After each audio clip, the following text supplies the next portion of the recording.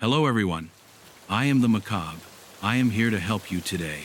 I know you use this video to fall asleep, so before that, please like the video and subscribe to the channel. Where are you from, and what time are you watching now? Sit back and relax. The Devil's Mark. Chapter 1.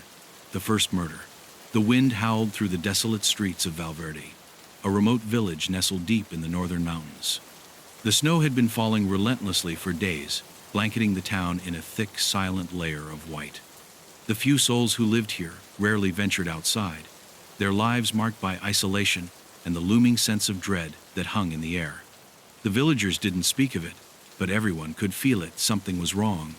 Martin Vargas had arrived in the early morning, just as the sun had failed to rise above the horizon. His boots crunched through the snow as he made his way toward the center of town, where an ominous gathering had begun to form. He had been called here to investigate the brutal murder of a local man, but the moment he stepped into the square, he knew this was no ordinary crime.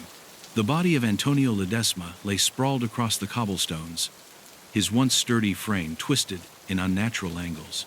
Blood had pooled around him, dark and viscous, staining the snow in grotesque patterns. But it wasn't the blood that drew Martin's attention, it was the mark. Carved into Ledesma's chest, as if by some otherworldly force, was a symbol unlike anything Martin had ever seen. A triangle, inverted, surrounded by a series of jagged lines and sharp points, forming a grotesque, pulsating design. The skin around it seemed almost burned, as though the mark had been seared into him by something hotter than fire. Even more chilling, the mark seemed to twitch and shift slightly as Martin stared at it, as though it were alive, breathing beneath the flesh. Martin knelt down beside the body, the cold air biting at his face, his gloved fingers barely brushing the edges of the strange symbol. His mind raced, recalling ancient texts he had read, stories of cults, of demon worship, and forbidden rituals that involved marks like this one. His breath caught in his throat. He had thought those stories were just myths, folklore whispered in the dark corners of old towns. But now he wasn't so sure. The local police chief, Hugo Romero, stood a few feet away, his face pale and eyes wide with a mix of fear and disbelief. Romero had been in the force for over 20 years, but nothing in his career had prepared him for something like this. He stepped forward, his voice cracking as he addressed Martin. "What the hell is this, Vargas? This isn't a normal murder. I don't even know where to begin." Martin stood up slowly, eyes never leaving the mark on Ledesma's chest.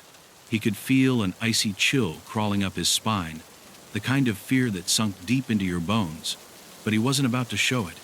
His years of experience in solving the unsolvable had taught him to keep his composure, even when the situation was beyond reason.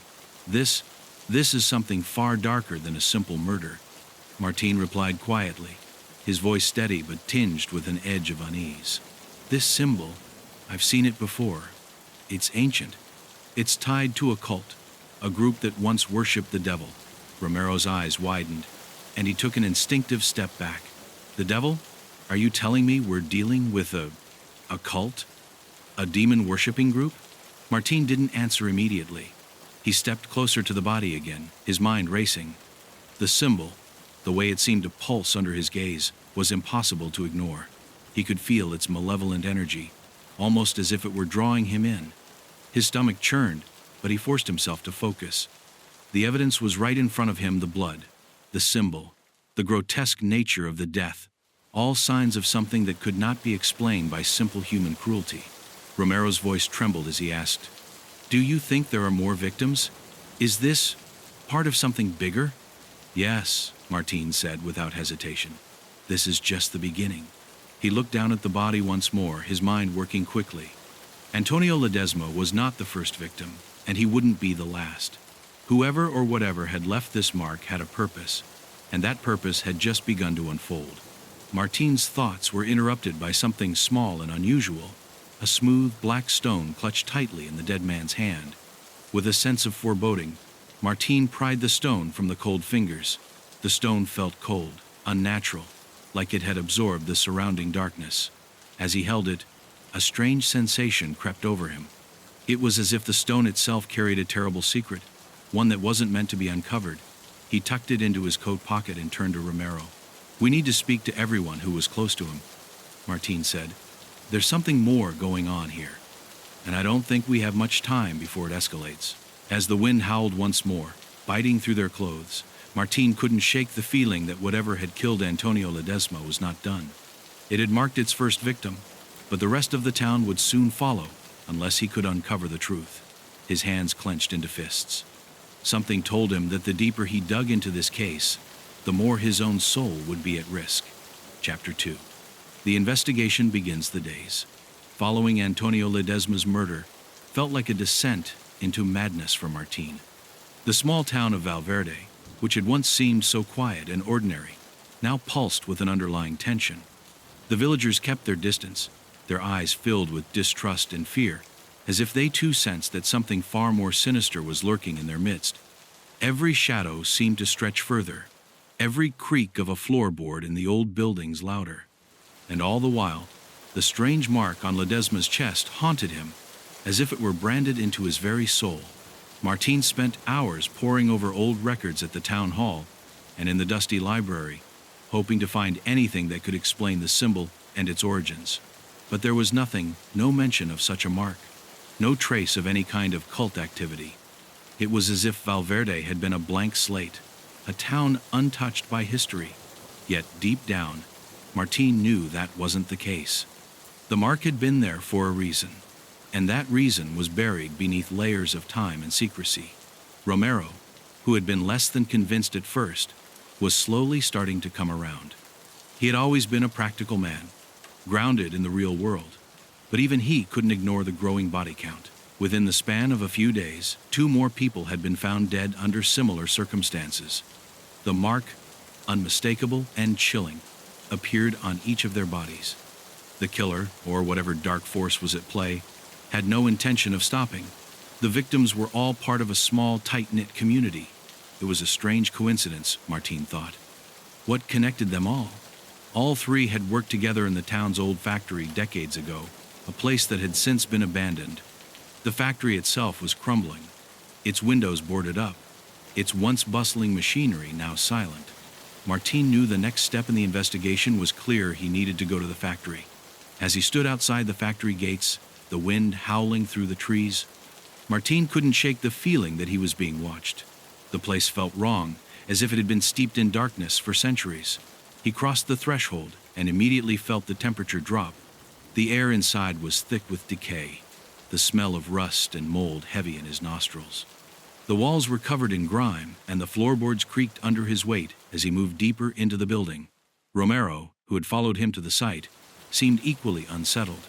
This place, it feels like a tomb, he muttered, his voice echoing in the silence. Martine nodded, scanning the room. The factory had been abandoned for nearly 20 years, but it wasn't the physical state of the building that bothered him. It was the sense that something had been left behind, something that had been purposefully hidden. He made his way toward the old office at the back of the factory, where the most valuable records were likely stored. As he reached for the door, something caught his eye. A symbol, scratched hastily into the wood. He paused, his hand hovering just above the knob. The symbol was the same as the one on Ledesma's chest, identical in every way. He felt a surge of cold dread ripple through him, and for a moment, he wondered if he had been walking into a trap all along. But there was no turning back now. Inside the office, a single desk sat against the wall, its surface covered in dust. As Martine sifted through the papers scattered across it, he found what he was looking for. A set of old ledgers, faded with age but still legible. The entries were mostly mundane, detailing the daily operations of the factory. But one name caught his attention: El Culto de la Sombra, the cult of the shadow. The name stood out like a beacon in the sea of trivialities. His pulse quickened as he read further. The cult had once operated in this very town, using the factory as a front for their activities. The ledgers detailed payments for ritual supplies, and there were mentions of sacrifices, small, cryptic references that hinted at something far darker than anything Martine had expected. The cult had been active in the late 1800s, but its last entry appeared to be in the early 1900s, just before the factory closed. The name of the cult leader, Luciano Serrano, was signed in one of the final entries. Martine slammed the ledger shut, his heart racing. The connection was undeniable. The cult had existed here, and it had left behind a dark legacy. But there was still more to uncover. What had happened to Luciano Serrano? Was he still alive? And why had the murder started now, after all these years? Romero was pacing near the doorway, his face pale. Vargas, this is bigger than we thought. This isn't just a series of random killings. This is something that goes back generations. Martin nodded, his mind working furiously. He needed answers, and he knew that the next step was to find out more about the cult and its connection to the present-day murders. The past was not as distant as he had once believed. Something had awakened, and whatever it wasn't finished yet. As he left the factory, the snowstorm had picked up again, and the wind bit at his exposed skin. But there was something more chilling than the cold. It was the realization that the cult's dark legacy had only just begun to resurface, and he had become entangled in it, whether he wanted to or not. The mark, the murders, the cult, they were all part of a puzzle he had only begun to solve. And the deeper he went, the more he feared that he might never escape. Chapter 3. The Symbol of Evil. The night had fallen quickly, and the cold was biting even harder now, as if the land itself was rejecting the investigation. Martin stood at the edge of the cemetery, his breath visible in the frigid air, staring at the gravestones that had long been forgotten by the living. The old church bell rang faintly in the distance, signaling the hour, but there was no peace to be found in the silence of the graveyard. He had spent the better part of the day researching the cult, but the information had led him nowhere, at least not anywhere useful. There were no records of the cult of the shadow after the early 1900s. No surviving members, no direct descendants, and most curiously, no one alive in Valverde had ever heard of them, despite the fact that their ritualistic practices had occurred right under the town's nose. Martin's mind churned with questions, none of which had clear answers. But there was something he hadn't considered before. The mark on the victims' bodies, the strange symbol. It was more than just an insignia. It wasn't something that could be simply ignored. He'd seen it before in his research. It was an ancient sigil, used by a variety of cults throughout history. The mark was not just symbolic, it was an invocation, a key. He couldn't help but remember something from his earlier readings. The cult had worshipped a demon, an entity known only as Azazel, a name whispered in fear, associated with the ancient forces of darkness. The demon was said to be bound by rituals, but those who bore its mark were believed to be the key to freeing it from its prison. What if the murders weren't just random killings? What if they were the first steps in an ancient ritual to bring Azazel into the world once again? Martin rubbed his temples, trying to shake off the thought. The idea seemed preposterous, but the events unfolding in front of him didn't feel like coincidences, and every piece of evidence was leading him in that direction. His only hope now was to uncover more about the mark itself, its true origins, and its connection to the town. His steps were slow as he walked between the graves, lost in thought. He needed answers, but he didn't know where to look next. Then, something in the corner of his eye caught his attention. A stone, cracked and weathered with age, lay on the ground near a forgotten mausoleum. There was something unusual about it, an indentation, a subtle carving barely visible to the naked eye. Kneeling down, Martin cleared away the snow and dirt from the stone. As the moonlight filtered through the clouds, the carving became clearer. It was the same symbol he had seen on the bodies of the victims, but this time, it was surrounded by something else, a set of cryptic words in an ancient script he didn't recognize. His pulse quickened. This was no coincidence. The stone, he realized, was part of something much larger. It was a piece of a puzzle that had been scattered across the land, a puzzle that could unlock the darkest of secrets. But how? What did these words mean?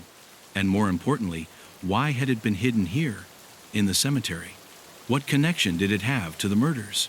He stood up slowly, brushing the snow from his knees. The answer was clear. The cemetery held more than just the bodies of the dead. It was a graveyard for secrets, a resting place for the horrors of the past.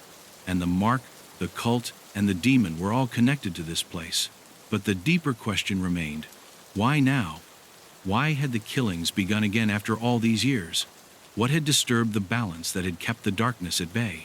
Suddenly, the air grew colder, and Martin felt a sharp pressure on his chest, as if something was pressing down on him. He glanced around, his heart racing, but the cemetery was empty. Only the wind answered, whistling through the trees like the voice of a long-forgotten soul.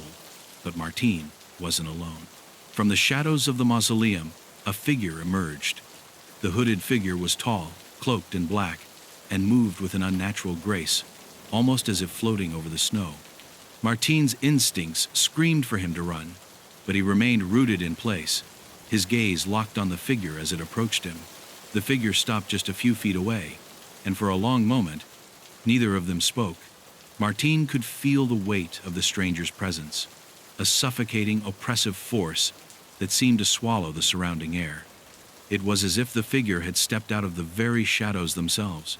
"You've been looking for answers," the figure said, their voice low and gravelly, almost like the sound of the earth shifting. "But the truth you seek may be more than you can bear." Martin's heart thudded in his chest. "Who are you?" he demanded, trying to steady his voice. "What do you know about the murders? About the cult?" The figure didn't answer immediately.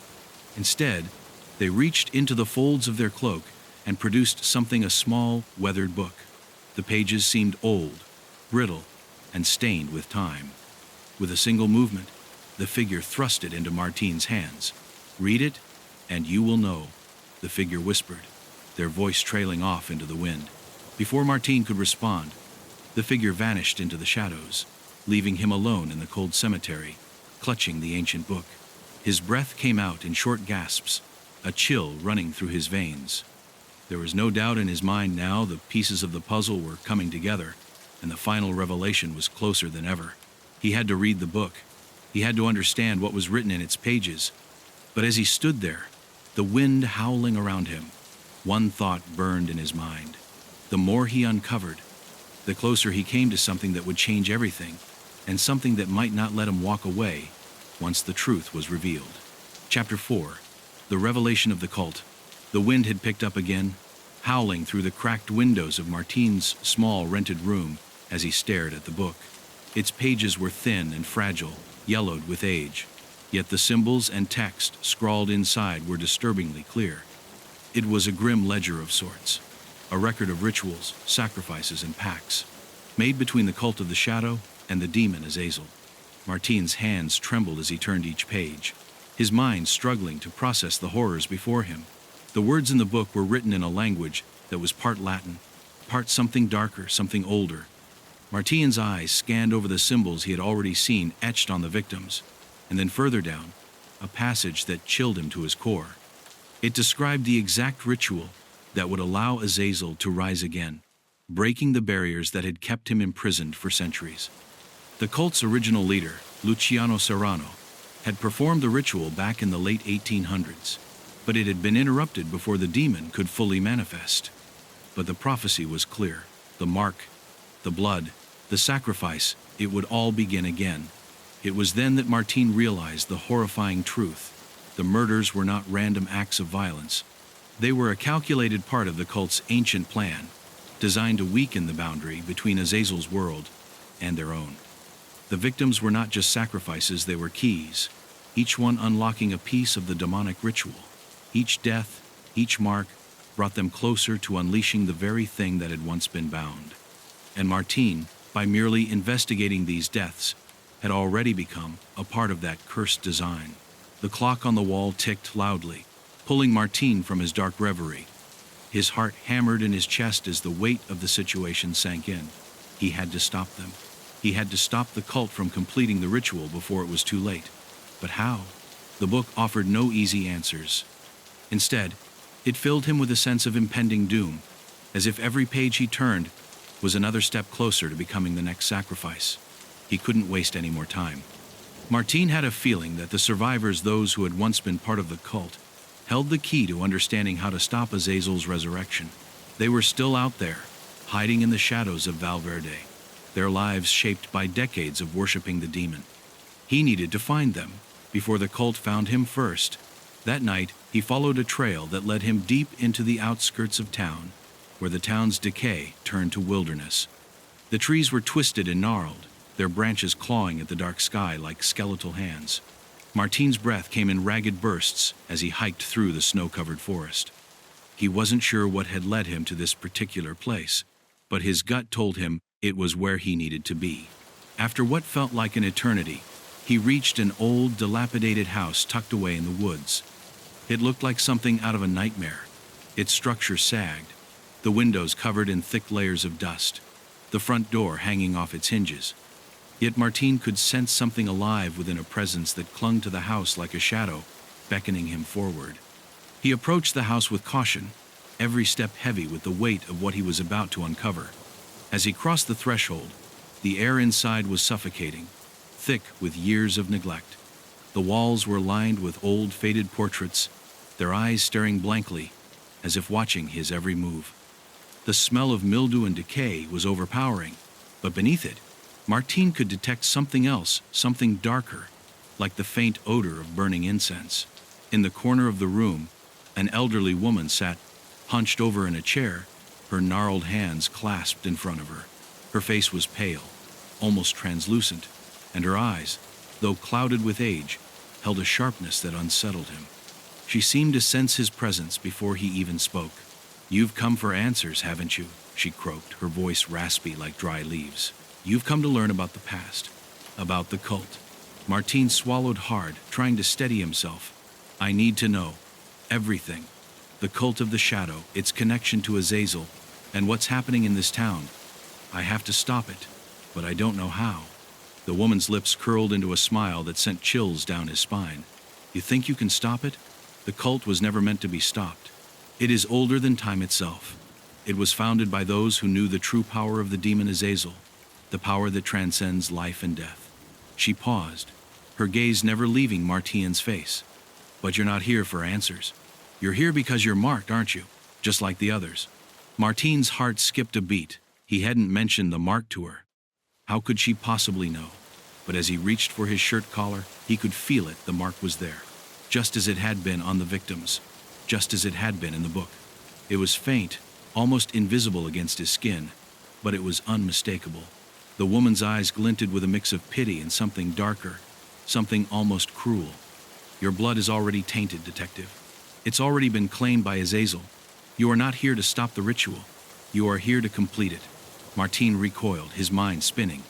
"No," he whispered. "No, that's not possible. I can't be part of this. I can't be part of their plans." The woman laughed. A sound, like the rustling of dead leaves. "You think you have a choice? The cult's power is already inside of you. Every step you've taken has brought you closer to this moment.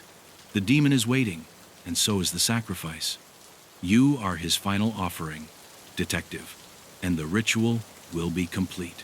Before Martin could respond, she motioned toward the door, her eyes glowing with a terrifying intensity. "Leave now if you can, but know this: the mark cannot be erased, and there is no escaping the fate that has already been sealed for you." Martin staggered back, the weight of her words crashing over him. He had been marked. He was a part of the ritual. His only hope now was to destroy the cult before it was too late, before Azazel was freed from his prison. But as he turned to leave the house, the woman's chilling laughter echoed in his ears, a reminder that he was not just an investigator anymore. He was a pawn in a game much older and far more dangerous than he had ever imagined. Chapter 5. The Pact with the Devil. The weight of the woman's words lingered in Martin's mind long after he left the house. He wandered through the darkened streets of Valverde, barely aware of his surroundings, his thoughts clouded with dread. The revelation that he was marked, chosen to complete the ancient ritual, was more than he could process. He felt like a marionette, tangled in invisible strings, pulled toward a destiny he couldn't escape. But if he was to have any hope of stopping Azazel from being freed, he needed to find the missing piece of the puzzle, the truth about his own family. It wasn't until late the following night that the answer came to him in a jarring, undeniable flash. The town cemetery was the key. It wasn't just the final resting place of the townspeople. It was a place steeped in history, in his family's history. His grandfather, a man he had barely known, had been a well-respected figure in Valverde. Martin had never paid much attention to the old family stories his mother used to tell him, stories of ancestors who had disappeared under mysterious circumstances. But now, he couldn't ignore them any longer. A chill ran down his spine as he thought about it. His grandfather, Diego Vargas, had died under strange circumstances nearly 30 years ago. His death had been ruled natural, but there had always been rumors, that he had been involved in something far darker. Martine's mother had been reluctant to speak about it, brushing off any inquiries with vague answers and unsettling silences. But now, everything was starting to make sense. Diego Vargas had been a part of the cult. His involvement had never been spoken of openly, but Martine's investigation had uncovered too many signs pointing back to him. Determined to confront the truth, Martine visited his mother's house the next morning. She was sitting by the kitchen window, her hands trembling as she worked through an old set of knitting needles, her eyes distant and lost in thought. Martine's heart twisted in his chest, torn between the man he had thought his grandfather was and the horrifying possibility that he had made a deal with the devil himself. "Mom," Martine said quietly, his voice unsteady, "I need to ask you about Grandpa, about his past. What really happened to him?" His mother paused, her hands frozen in mid-motion. She didn't look up at first, as though she were trying to avoid the question. But when she finally met his eyes, there was a sadness in her gaze, a sadness that spoke of long-buried secrets. "You should never have asked about him," she said, her voice low and cautious. "Your grandfather, he was a good man, Martine, but he got involved with people, with things that he should never have, things that were better left untouched. He made a deal, you see. A deal with something no one could control." Martine's pulse quickened, his mouth dry. A deal. What kind of deal? Her eyes darkened, and she seemed to struggle with her words, as if recounting the past was too painful. It wasn't just a deal. It was a pact. He gave up part of himself for power, for knowledge. The cult, they worshipped Azazel. And your grandfather, he was one of the first to join them. He thought he could control it, but the cult was too powerful, and in the end, it consumed him. He died trying to break free from it. Martine stood in stunned silence, the weight of his mother's words crushing him.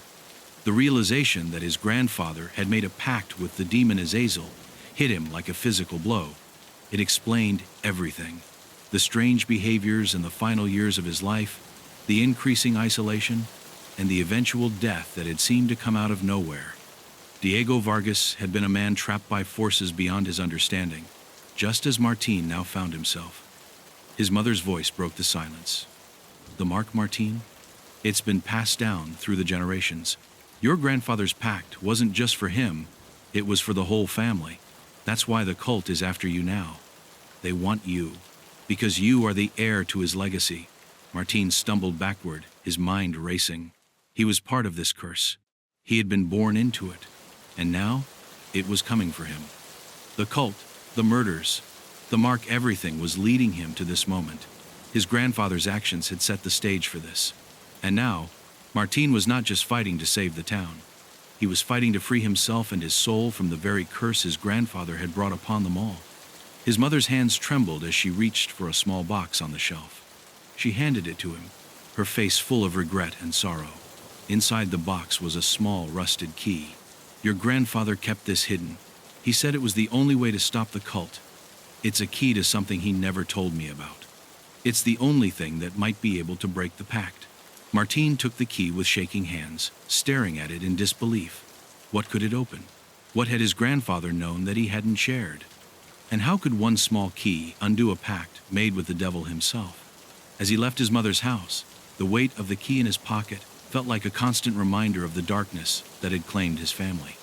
The town was no longer just a backdrop to his investigation. It had become the battleground for his soul.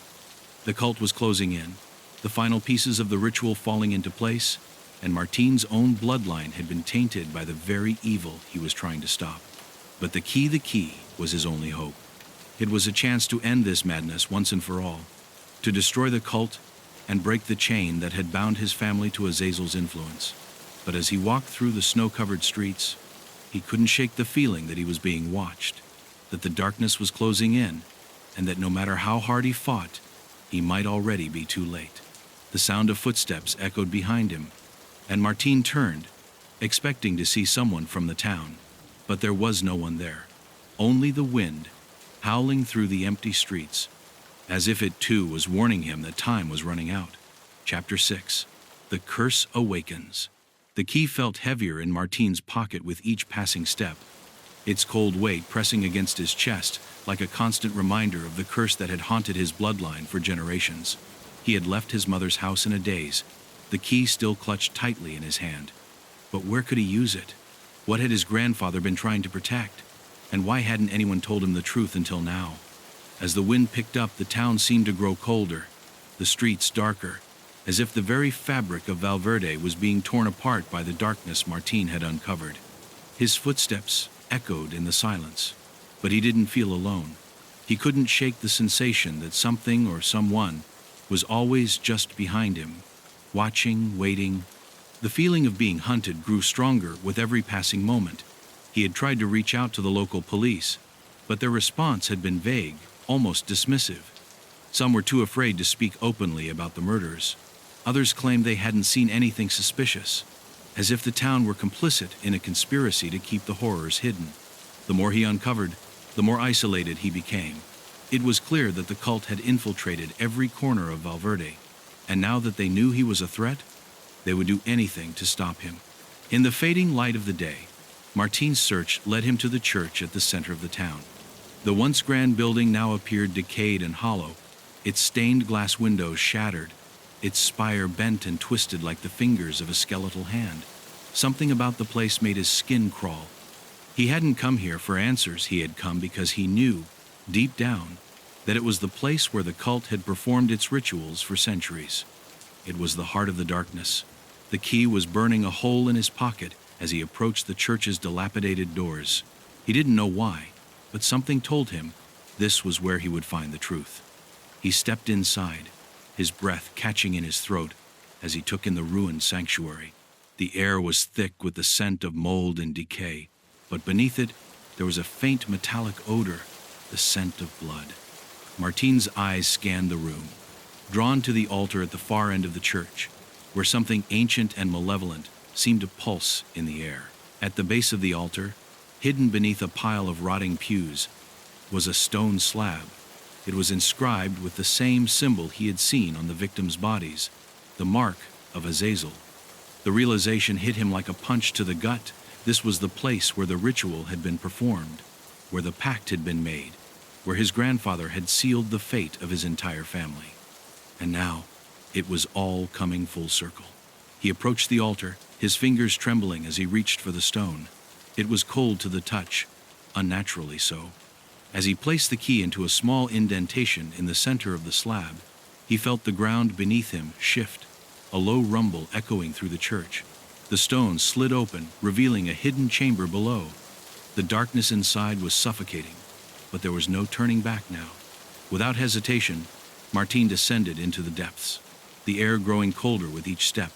The walls were lined with symbols, the same runes from the book, and the faint hum of ancient power resonated through the space. At the center of the chamber, a large stone circle had been etched into the floor, its edges covered in a layer of dust. He could feel the darkness, the weight of the ritual, pressing in from all sides. It was almost as if the demon was aware of his presence, waiting for him to complete the final piece of the puzzle.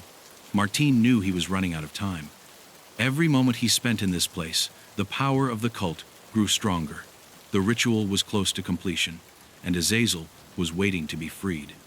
The key had unlocked this hidden chamber, but it had also opened a door to something much darker. He could feel it in his bones. The demon was close. Very close.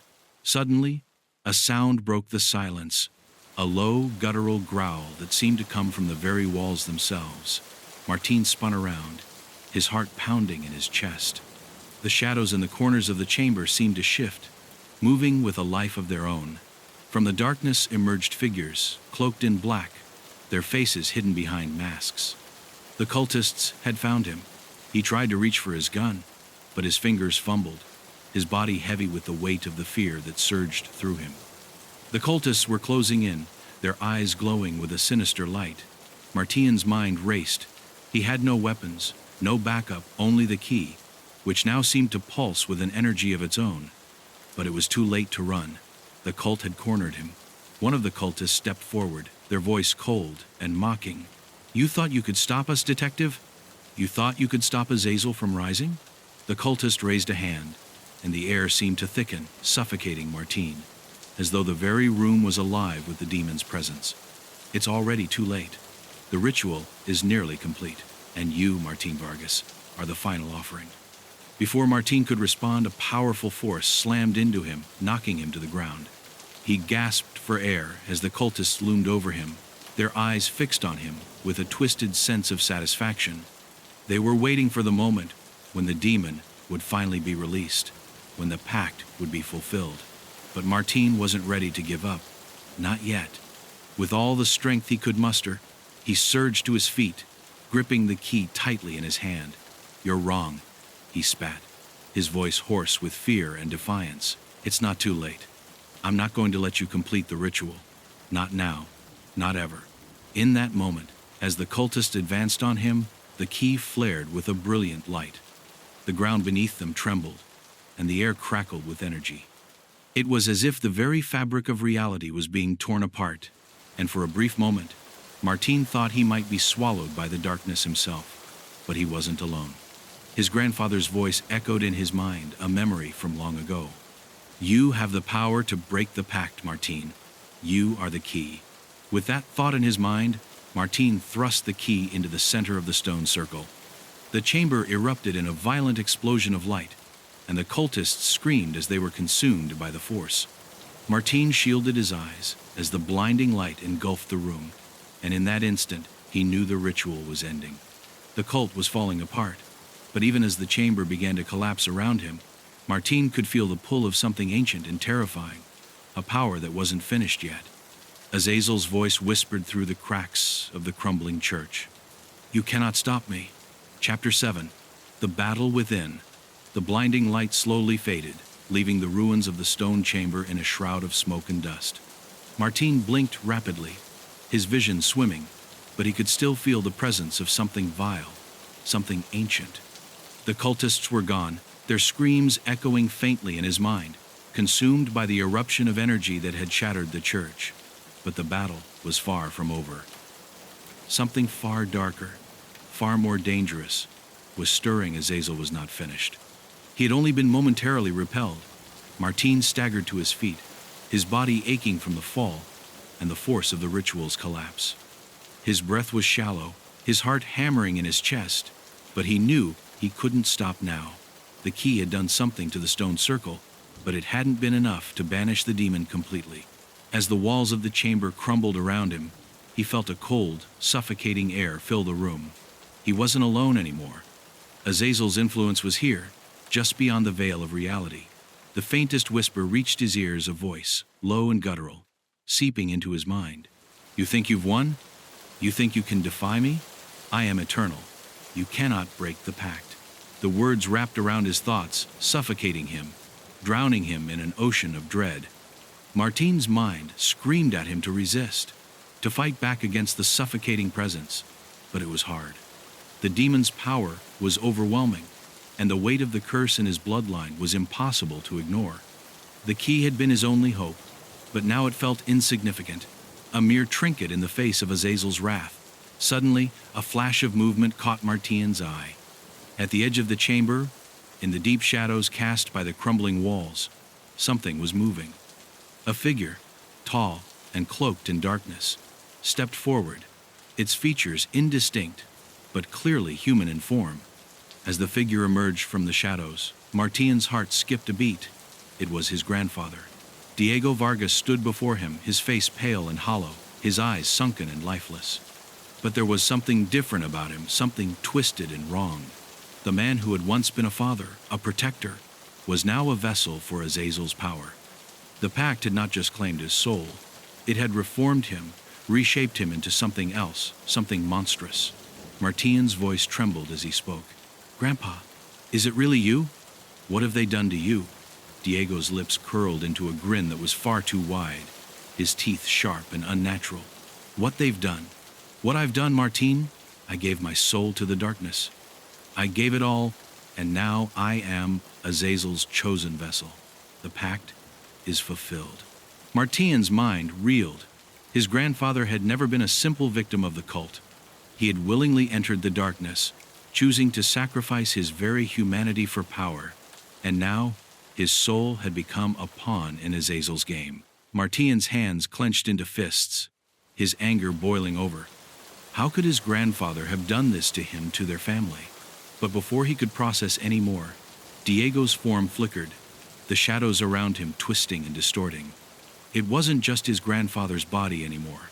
Something else was inside, something far older, far more dangerous. The figure that stood before him was a grotesque hybrid of man and demon, its limbs elongated and its skin pulled taut, revealing the pulsing black veins of corruption. It was as if Azazel himself had infected Diego's flesh, transforming him into a monstrous mockery of life. "You cannot escape, Martin.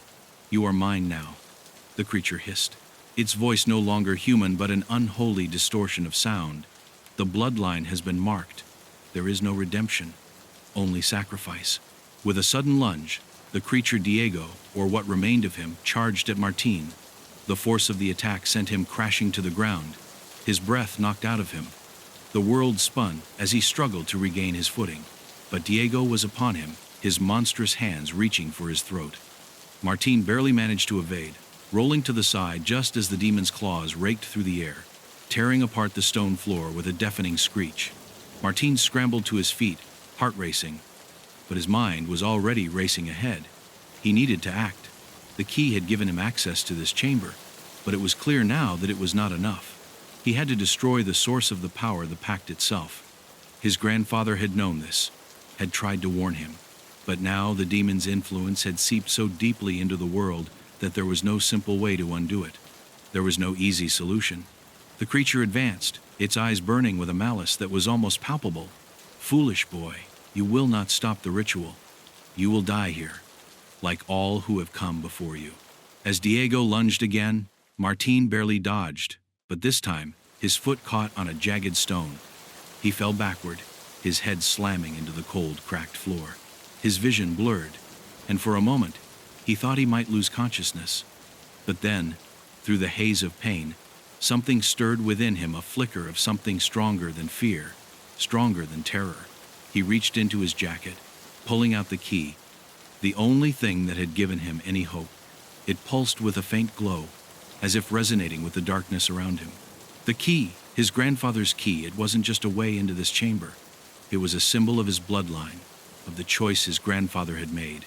It was the link that bound him to the demon. "You think you can stop me with that?" The creature's voice was a mockery, but there was a hint of uncertainty beneath it. The key was powerful, yes, but it was not enough on its own. With one last surge of will, Martin pushed himself to his feet, gripping the key with both hands. He held it high above his head, the glow intensifying as the air around him seemed to warp and twist. The energy in the chamber surged, as if the key itself was pushing back against the creature, resisting its pull. And then, in a voice that felt both his own and something deeper, darker, Martin whispered, "Number, I will not be part of this." The key flared with blinding light, and the shadows in the room seemed to recoil as the power within the chamber erupted. The creature screamed, its body twisting and contorting as if the light was tearing it apart. But before Martin could comprehend what was happening, the ground beneath him cracked open, a rift forming between him and the demon's vessel. The creature vanished into the rift, its screams fading into nothingness. The light slowly dimmed, and Martin was left standing alone in the ruins of the chamber. His breath was ragged, his body trembling from exhaustion. But for the first time in days, he felt a flicker of relief. The demon had been repelled for now, but he knew the fight was far from over. The ritual had been stopped, but the curse had not been fully broken.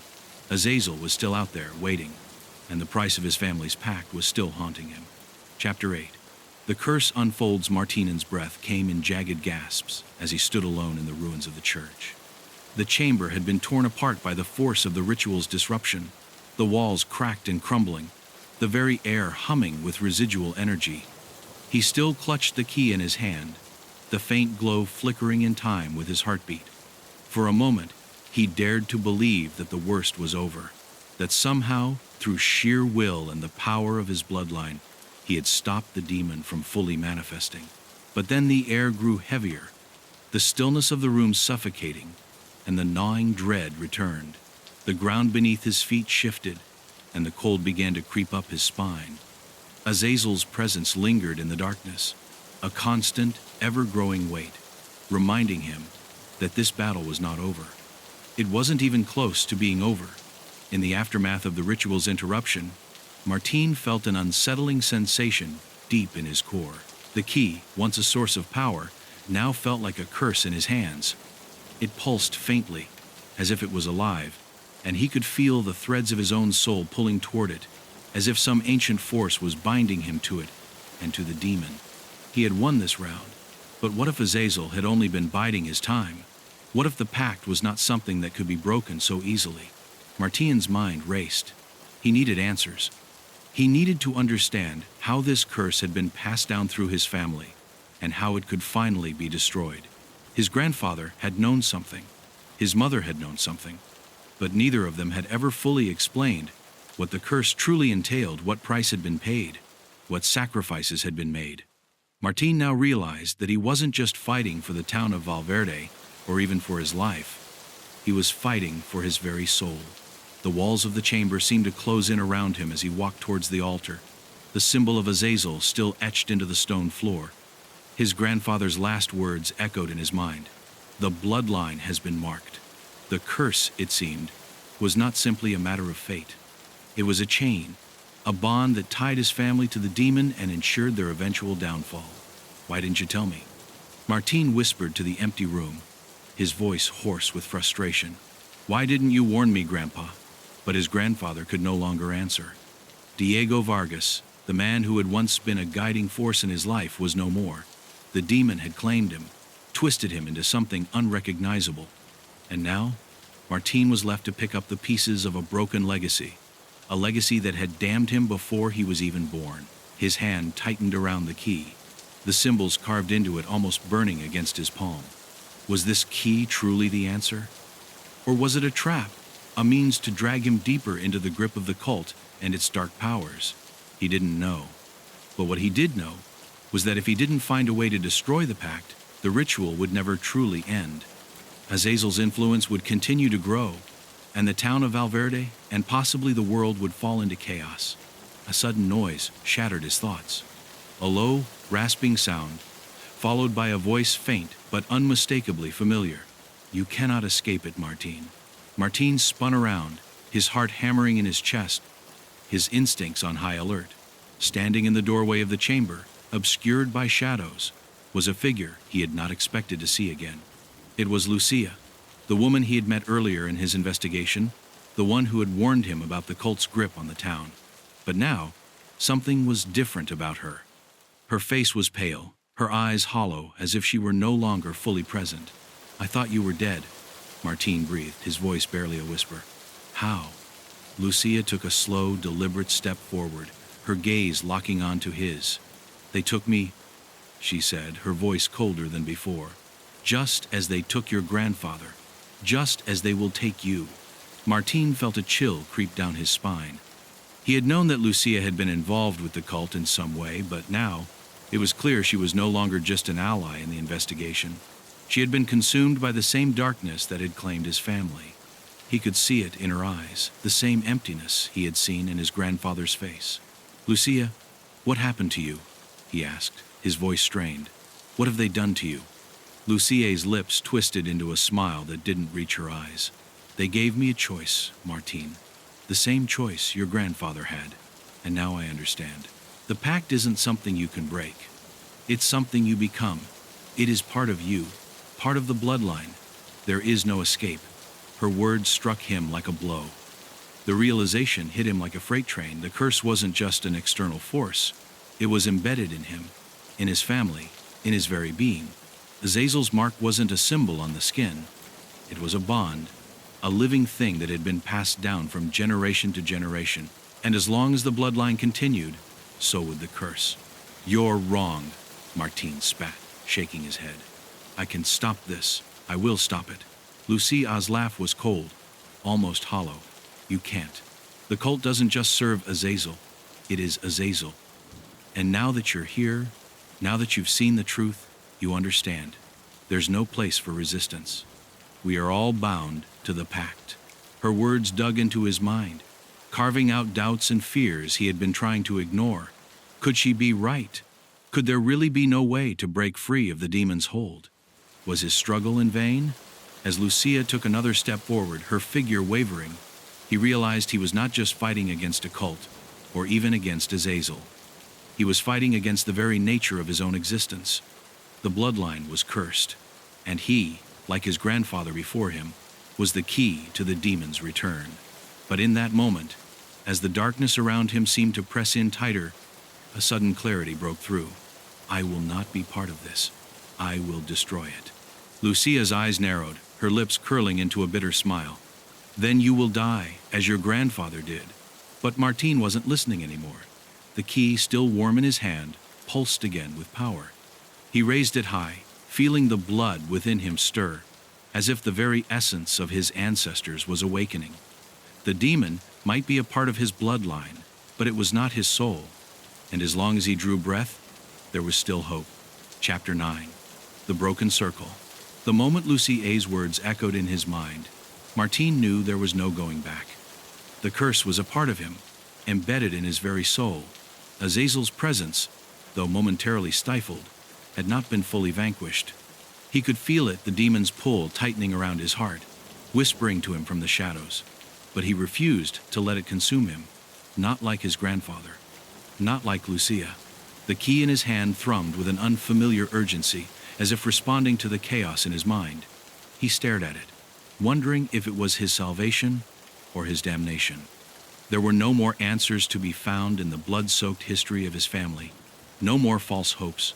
No more lies. His only option now was to confront the demon head-on, to destroy it, or let it consume him, just as it had with everyone before him. Lucia stepped closer, her eyes glinting with the same hollow light that had once burned in his grandfather's. You don't understand, Martín. This is the way of the world. This is the price we pay for power. The pact has been made. You can't escape it. Martín recoiled, his fingers tightening around the key. Her words felt like nails being driven into his brain. There was a truth in them, a bitter, undeniable truth. But there was something else too, a burning desire to fight back. He had been marked from birth, but that didn't mean he had to accept the curse. He could still break it. He could still destroy the demon. I won't let you do this, he said, his voice low and steady. Not to me. Not to anyone. Lucia's smile deepened, and for the first time, a flicker of something human seemed to surface in her eyes. You think you have a choice, Martín? You think you can undo centuries of power with some misguided act of defiance?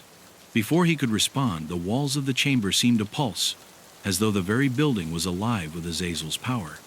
The ground trembled beneath his feet, and the air grew thick with the stench of rot and decay. It was as if the demon itself was watching him, waiting for him to make his final move. And Martín knew, deep down, that whatever choice he made now would not only determine his fate, but the fate of the entire town. He could hear whispers in the air, faint but unmistakable. Come to me, Martín, join me. Accept the power that is yours by right. The voice, deep and smooth, sent a chill through him. It wasn't just the demon calling out. It was his bloodline, beckoning him to take his place in the cult, to fulfill the prophecy that had been set in motion long before his birth. The pact was his inheritance, his birthright. And yet, the thought of becoming another vessel for Azazel made his stomach churn. Lucia was moving closer now, her eyes fixed on the key in his hand. You can't fight it, Martín. You're already part of it. It's in your blood. It's who you are. Martín's pulse quickened, his thoughts racing. She was right, in a way. He was marked. But it wasn't too late to break free. He had seen the truth in his grandfather's fall. The demon had sought to break him, but not completely. Azazel needed his family's bloodline to survive. He needed it to fulfill the final stage of the ritual. But what if there was another way? What if the key wasn't just a tool to summon the demon? What if it could be used to destroy it? The moment he thought of that, the key pulsed once more, its light flaring briefly. His heart skipped a beat. It wasn't just the demon calling. It was something else, something deeper, older, something connected to the very core of the curse itself. With a newfound clarity, Martín stepped back, raising the key between them. "No," he said again, more forcefully this time. "I will not be part of this. I will destroy it." Lucy Ah's expression flickered. For a moment, there was a shadow of doubt in her eyes. But the moment passed, and the dark resolve returned. "You don't understand, Martine. I am already too far gone." Her hands clenched at her sides, and her voice dropped into a whisper, full of resignation. "And so are you." Before Martine could react, Lucia lunged, her movements faster than he could follow. But the key flared again, and this time he was ready. He held it out before him, and as the light burst from it, a force collided with Lucia, throwing her backward. She hit the ground hard, her body writhing as if the light had burned through her very soul. She gasped, her fingers clutching the ground as though trying to crawl away from the light. You don't know what you're doing."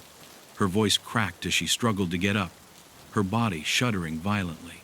"You'll be consumed by it, just like I was." Martine didn't move. He couldn't let himself be swayed by her pleading. The demon had already claimed too many lives. His grandfather, Lucia, and countless others had fallen into its grasp, believing that the power they sought was worth the price. But now, Martine understood. The price wasn't just the sacrifice of life. It was the sacrifice of the soul itself. As Lucia staggered to her feet, Martine took a step toward her, but she held up her hand in a final, desperate plea. "Please, Martine, stop." But it was too late. Martine had made his choice. With the key in his hand, he stepped forward, his resolve hardened. He knew what he had to do. The darkness would not claim him. Not now, not ever. The key shone brighter than ever before, its light blazing in the dim chamber. As Lucia took a step back, her face twisted in agony, the power of the key surged through the room, a torrent of energy that threatened to tear apart everything in its path. The ground cracked beneath their feet, and the very air seemed to warp as the darkness recoiled in fear. And then, with one final deafening roar, Azazel's presence, his essence, was ripped from the chamber. The air cleared, the oppressive weight lifting. The demon's influence was gone. The curse, at least for now, was broken. But as the light from the key began to fade, Martine knew that the battle was not truly over. The curse had been lifted from this place, but its scars would remain. And the true cost of his victory was yet to come. Chapter 10. The Price of Sacrifice. The air in the ruins of the old church was still, but the silence held a sense of foreboding. Martine stood alone in the center of the chamber, his breath shallow and ragged. The key had burned with an intensity he could not have anticipated, ripping through the air like a force of nature, unraveling the demon's influence. But the aftermath was not the calm he expected. It was a profound stillness, a void that stretched infinitely, as though the balance between worlds had been disturbed and the world itself was holding its breath. As the last of the light from the key dimmed, a heavy silence settled in. Martine knew that the battle was not over, not completely. Though Azazel's grip had been broken for now, the pact was still there, buried deep within the fabric of his family's legacy. The bloodline was cursed, and nothing could change that. Not the destruction of the cult, not the power of the key. And then, just when the weight of the situation seemed unbearable, a voice shattered the stillness. "You think you've won, Martine?" The voice was deep, resonant, and filled with malice. Martine's heart sank. He turned, searching the shadows of the ruins, but no one was there. The voice wasn't physical. It was something more ancient, something that seemed to crawl beneath the surface of his thoughts. "I have been watching you," the voice continued. "From the very beginning. You have been a pawn in this game since your grandfather made his pact." A figure emerged from the darkness. It was not Lucia, nor any of the cultists he had seen before. This was a man tall, pale, with eyes that seemed to burn with an unnatural fire. His face was sharp, almost otherworldly, and his voice carried a weight of centuries behind it. "I know who you are," Martine said, his voice barely above a whisper. "You are the one who controls the cult, the one who has been pulling the strings from the shadows." The man smiled, but there was nothing warm in the gesture.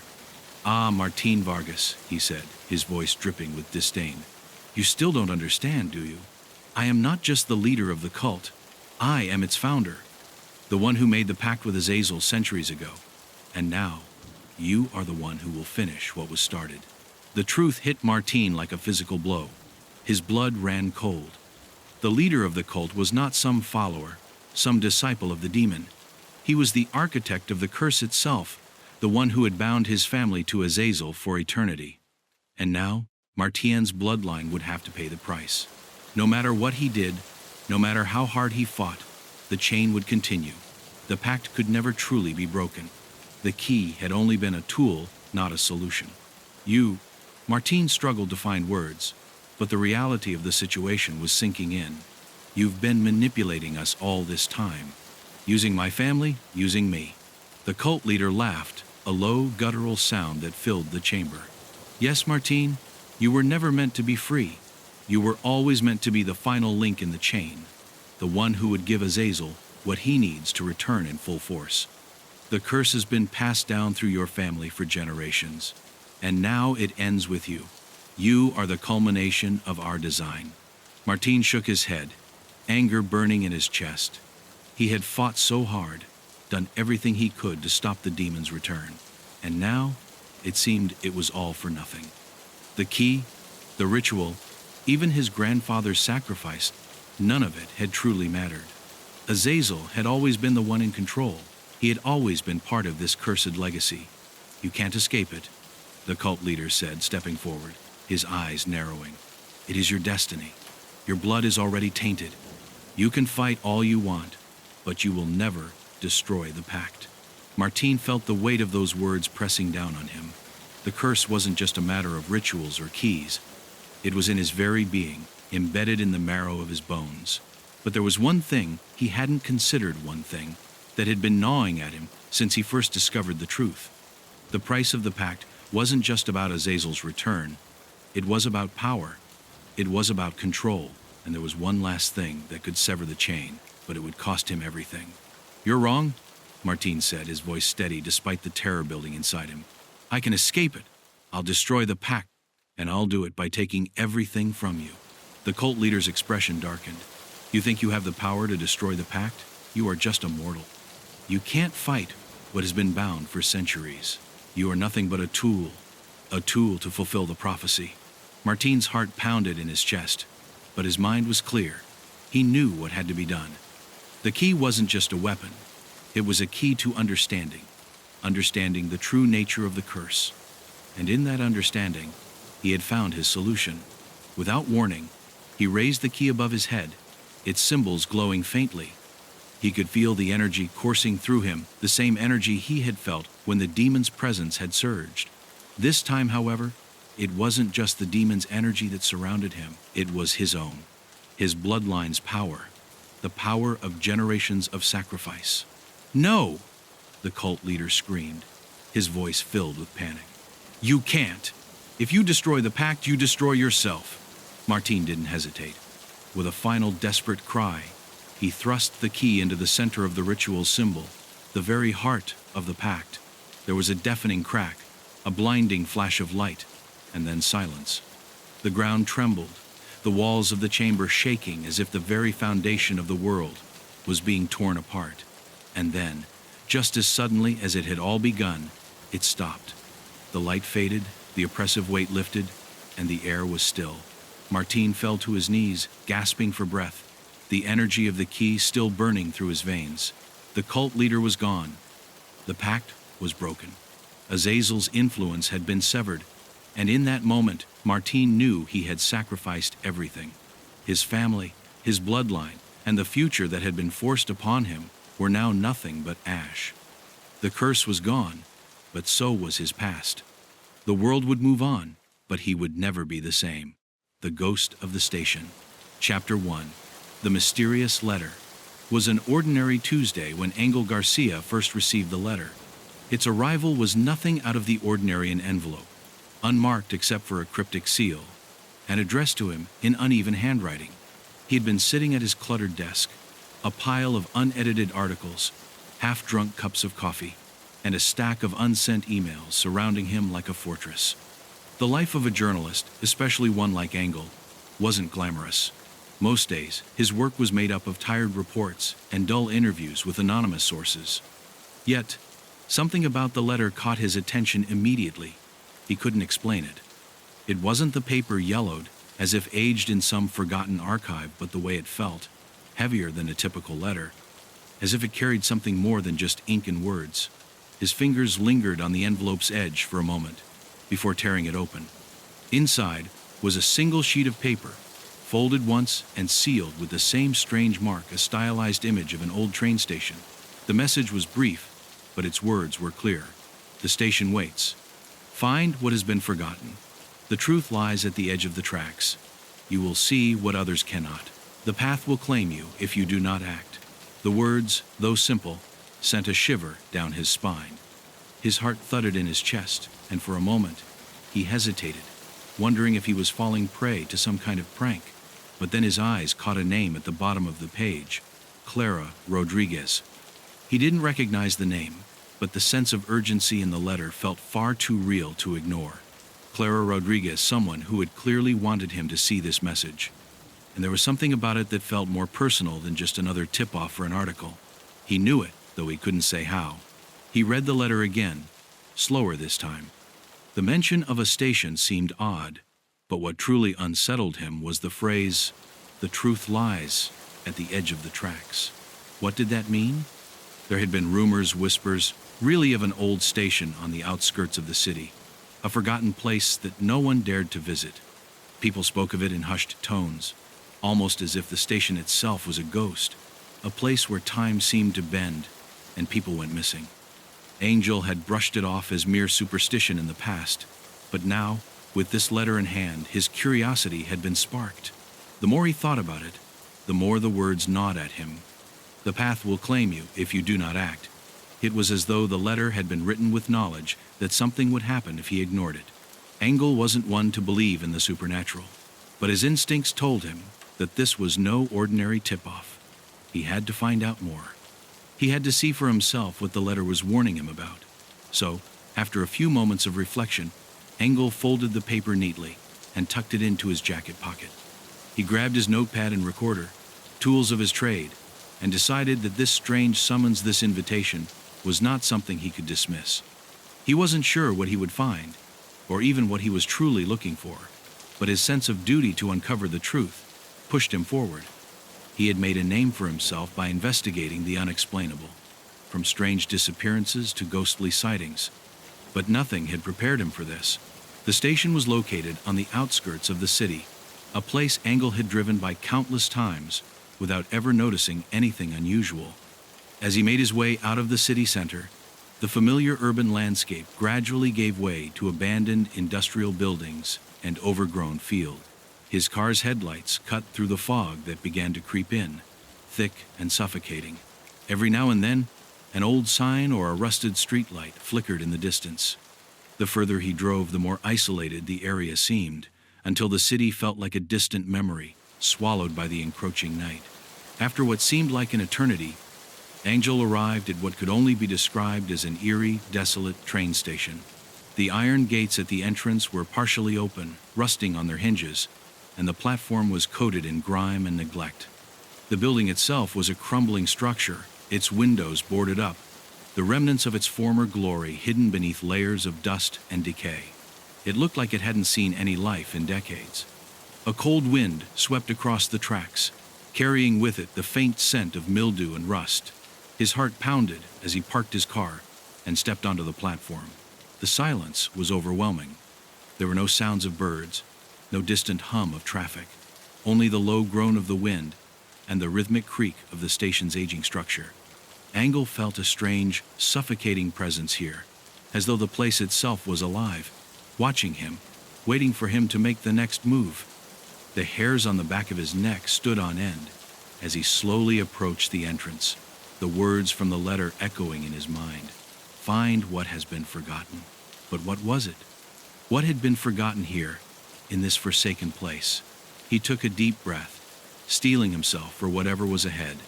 The shadows cast by the broken light seemed to stretch unnaturally, as if trying to grasp him. Engel couldn't shake the feeling that he was no longer alone. The station, abandoned for so long, had a presence that lingered, pressing against him from all sides. But he pressed forward, determined to uncover whatever secret this place held, no matter how dark or twisted it might be. Chapter 2. The Ghost Train. The platform was eerily silent.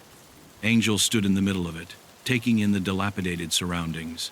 His footsteps echoed on the cracked concrete, and his breath seemed louder than it should have been in the stillness. He glanced around, trying to get a better sense of his surroundings, but all he could see was the same desolate view: the rusted tracks, the broken lights, and the crumbling remnants of what was once a busy transit hub. Nothing moved, nothing stirred, and yet there was an undeniable sensation that someone was watching him. He pulled out his flashlight, the beam cutting through the thickening fog that wrapped around the station like a living entity. As he walked further down the platform, his eyes were drawn to an old weathered sign that read, "Welcome to the Via Muerta station." The words seemed like a cruel joke, an ominous warning that only deepened the unease crawling through his gut. Via Muerta, the dead track. The name sent a chill down his spine. Engel could hear the faint whistle of wind between the cracks in the station's walls, but there was no sound of the distant rumble of a train, nothing to indicate any life around him. Suddenly, a low hum vibrated through the air. Angel's body stiffened, his senses sharpening. The sound seemed distant at first, almost like the murmur of a forgotten engine idling somewhere far away. But it grew louder, more intense, until it was unmistakable, the unmistakable sound of a train approaching. His heart skipped a beat. He glanced toward the far end of the platform, his flashlight now trembling in his hand, casting erratic shadows. No lights, no signs of movement. And yet the hum was growing louder. It wasn't possible, he thought. There was no way a train could be coming. The station had been abandoned for years, and no train was supposed to pass through this part of the city anymore. Still, the sound persisted, now accompanied by the rhythmic clattering of metal wheels on tracks. He stepped back, his eyes scanning the horizon in disbelief, waiting for whatever it was to reveal itself. And then, from the far end of the station, it appeared a train. But not just any train. This one was old, its surface a patchwork of rust and dirt, with windows that were cracked and streaked with grime. It rumbled toward him with a steady, relentless pace, but there was something wrong. The train didn't slow down as it neared the station. It didn't even seem to acknowledge the platform at all. Instead, it rushed past him, its lights flickering as it whizzed by with unnatural speed. Angel's stomach twisted as it passed, and for a split second, he could have sworn he saw figures inside the windows, pale, motionless shapes, staring out at him with hollow eyes. The train didn't stop. It didn't even pause. It just barreled down the track, its engine screaming into the night as it disappeared into the fog. Engel stood frozen, his breath coming in short bursts as his mind tried to process what he had just witnessed. Had he imagined it?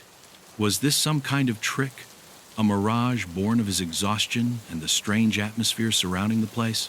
But then, as if on cue, a voice broke the silence. "Did you see it?"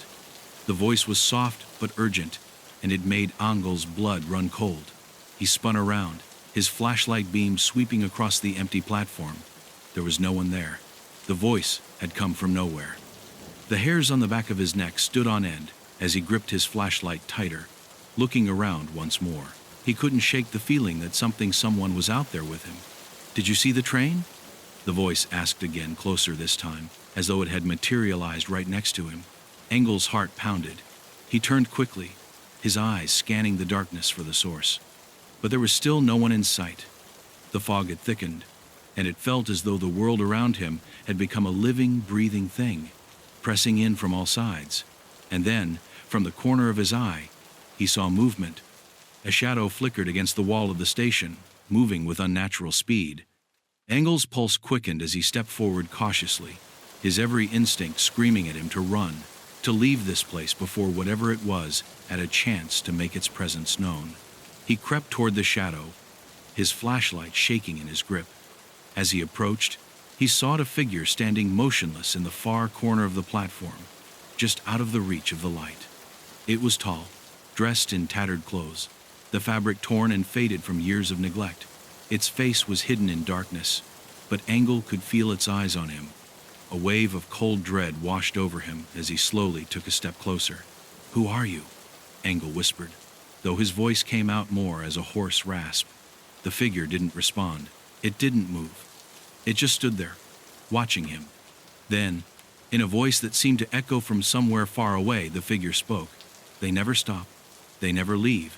Once you board, there's no coming back. Angel's stomach dropped. Bored?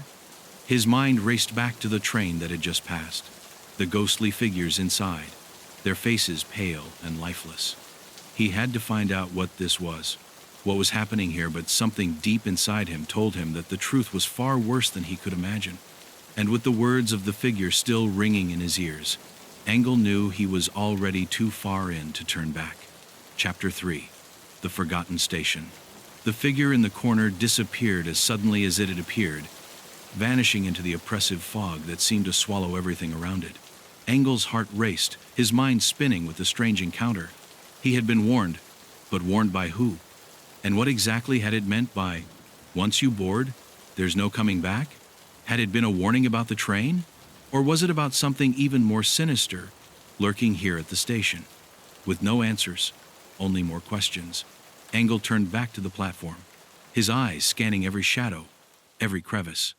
He was beginning to feel that he wasn't alone, not just in the station, but in the city, in the world itself, as though the line between the living and the dead was somehow thinner here, distorted. He took a deep breath and forced his legs to move. He had to explore more. There had to be something, some clue, that would explain the unnatural events unfolding before him. He moved toward the old station building, its boarded-up windows dark and empty. There was something about the place that felt as if it had been frozen in time, abandoned but not entirely forgotten. The doors were slightly ajar, creaking in the wind, as if inviting him inside. Despite every instinct telling him to turn back, Engel stepped through the entrance, the air inside colder than outside. A musty smell hit his nostrils, decay, rot, and something else, something metallic, like rust or blood. He shivered. The interior of the station was even more decayed than the outside. Broken benches lay overturned, papers and debris scattered across the floor. The walls were lined with faded advertisements, some from decades ago, others so old the ink had bled into the wood. But among the rot, Engel's eyes were drawn to something strange, a series of symbols, painted in black on the walls near the far end of the room. They were simple yet intricate, each one more cryptic than the last.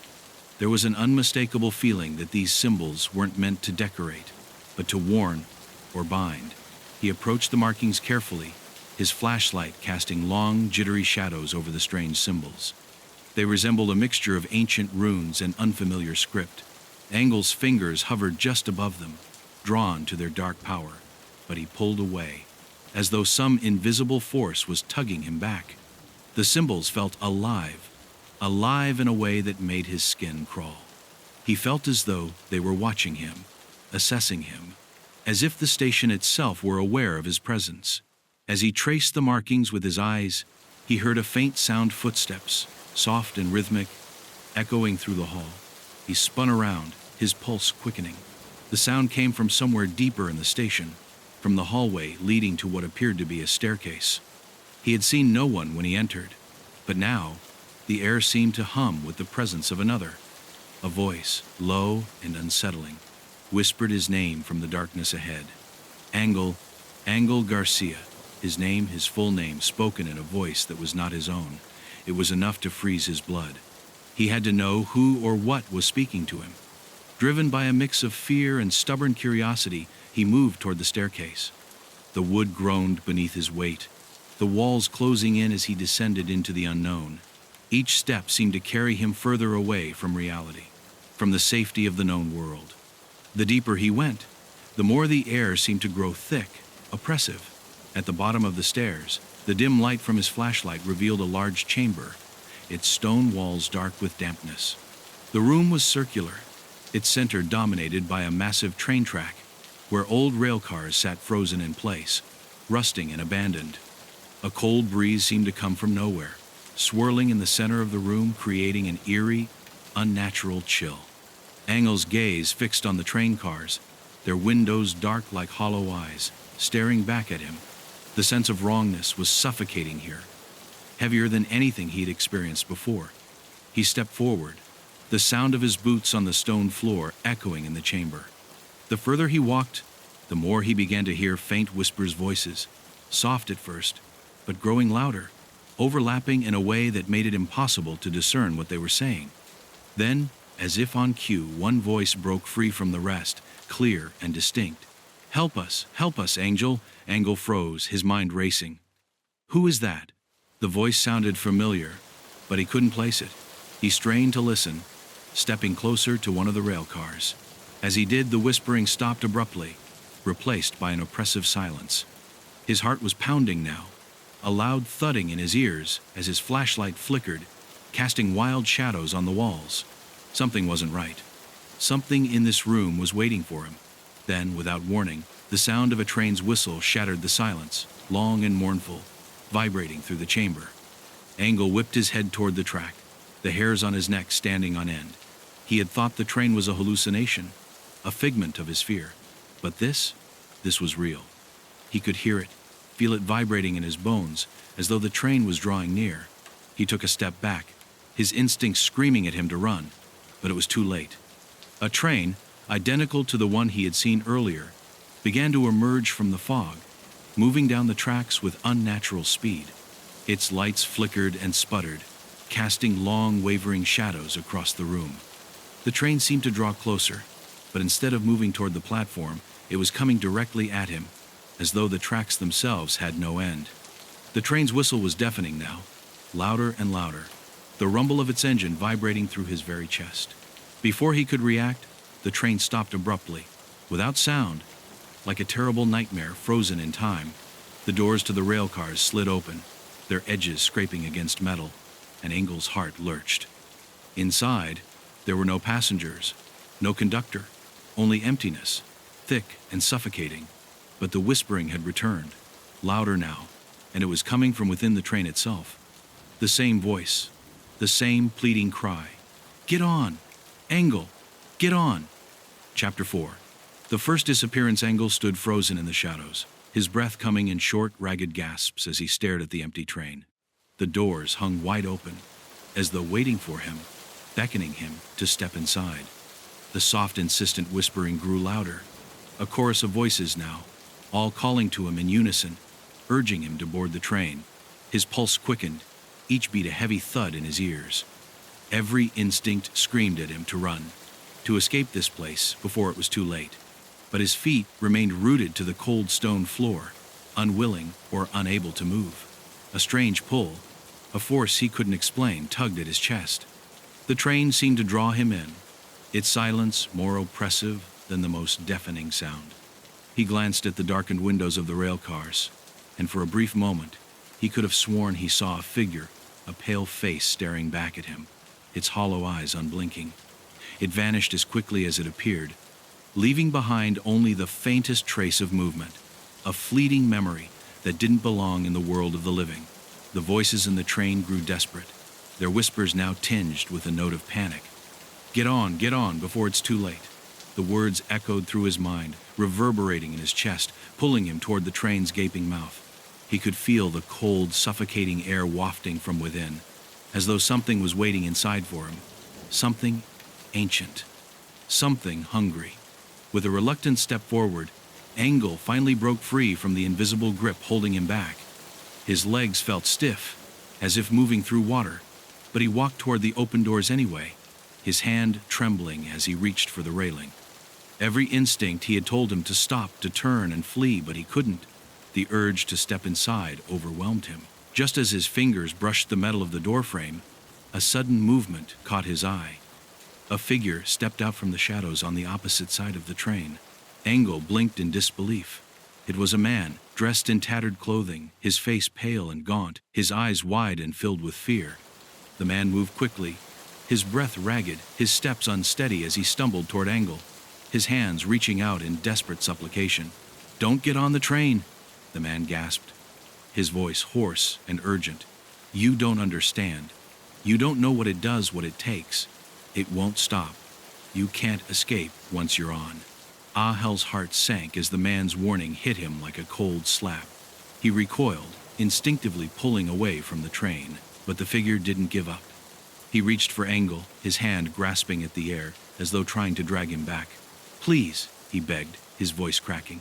I made the mistake. I didn't listen. Now I'm trapped. Forever. The man's words sent a chill through Engel's spine. Trapped. Forever. The train, the station, the voices, all of it was starting to make sense. The place wasn't just abandoned, it was a prison. A place where the lost and the damned were kept. The train was a gateway, a path that led somewhere no one should go.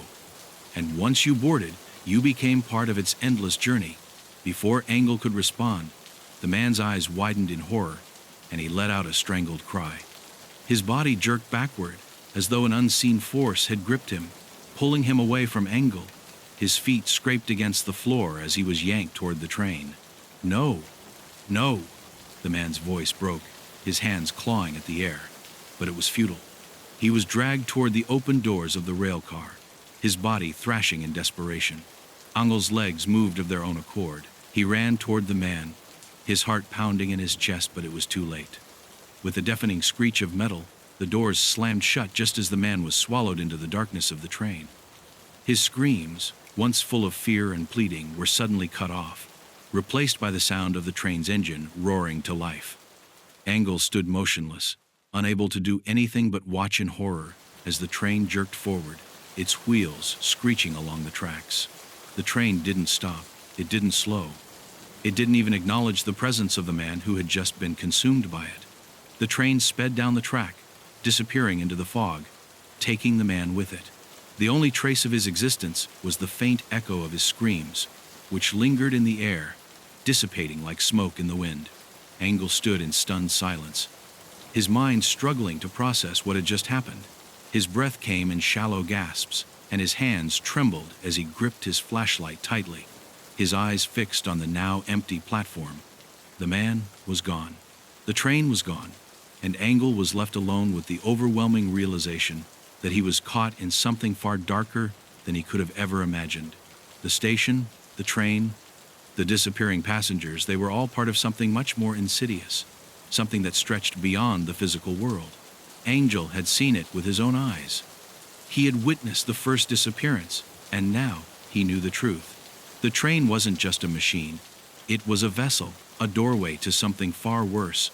And he had only scratched the surface. But now, with the man's desperate warning still echoing in his mind, Engel knew he had no choice but to continue. He couldn't walk away. He couldn't let the horror of this place claim him like it had claimed so many others. He had to understand. He had to stop the cycle before it consumed him as well. Chapter 5. The whispers of the dead. The train had vanished into the mist, leaving nothing but a haunting silence in its wake. Engel stood frozen, his mind still reeling from what he had just witnessed. The man, the one who had begged him not to board the train, had been swallowed whole by the darkness within its rail cars. His screams echoed in Angel's mind, a relentless reminder of the price one paid for stepping too close to the train's cursed path. He wanted to run, to escape, but some force held him in place, as if the very station was watching him, waiting for him to make his next move. He blinked, rubbing his eyes in an attempt to shake the image of the man's desperate face from his mind. But the horror of it lingered, gnawing at him. The whispers had not stopped. They were still there, swirling in the cold air, brushing against his ears like 1,000 restless souls. They weren't just in his head, they were real. Engel could hear them clearly now, their voices overlapping, blending into a cacophony of sorrow and pain. Help us. Let us go. The whispers came from every direction, their source impossible to pinpoint. We are trapped. Forever. Engel felt his skin prickle with the coldness of the words, the dread creeping over him like a shadow. He spun around, scanning the platform, but saw nothing. No figures, no shapes, just the empty station, fading into the fog. The train was gone, but the weight of its presence remained, like a heavy cloud pressing down on his chest. He could almost taste the despair in the air. The station itself felt alive, as though it thrummed with an ancient, malevolent energy. "Who are you?" he called out, his voice shaky but defiant. "What do you want from me?" The words felt hollow as they left his mouth, swallowed up by the thick fog. The whispers didn't answer. Instead, they grew louder, more insistent, as if mocking him for his ignorance. They circled him like vultures, suffocating him in their endless repetition. "We are the forgotten. A voice broke through the chorus, clear and sharp, as though it had been waiting for him to hear it. Angel's breath caught in his throat.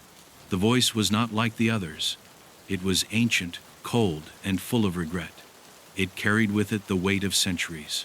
We are the lost souls, those who never left, the voice continued, drawing him in. Angel felt his body tense, every nerve on edge. He wanted to look away, to shut out the sound, but his body wouldn't obey. His feet were planted firmly on the ground, and his gaze was locked onto the darkened corner of the platform where the voice had come from. The figure emerged from the shadows slowly, as though it had been waiting for this moment. The form was that of a woman, tall and thin, her face pale and gaunt, her eyes empty and lifeless. Her clothes were old, tattered, faded by time, but they seemed to shimmer with an otherworldly light.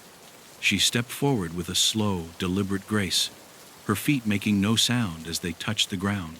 There was an unnatural stillness to her, as if she was not quite part of the world she inhabited. She was neither alive nor dead, but something in between. "You have heard us," the woman spoke, her voice soft but full of an unsettling authority. "You have heard our cries." Her gaze fixed on Angel, her hollow eyes piercing into him with a force that seemed to see through his very soul. "You are not the first to come here. You will not be the last." Angel's heart raced in his chest, his mouth dry as he tried to speak, but the words caught in his throat.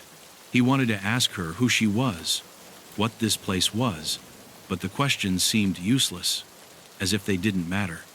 The woman's presence filled the air, her very existence like an anchor, holding him in place. "We are bound here," the woman continued, her voice now tinged with sorrow, "trapped by the train, trapped by the station. We cannot leave, and neither can you. Once you enter the station, you become part of its story, and there is no escape." Her words felt like a weight pressing down on Angel's chest, suffocating him. His mind raced.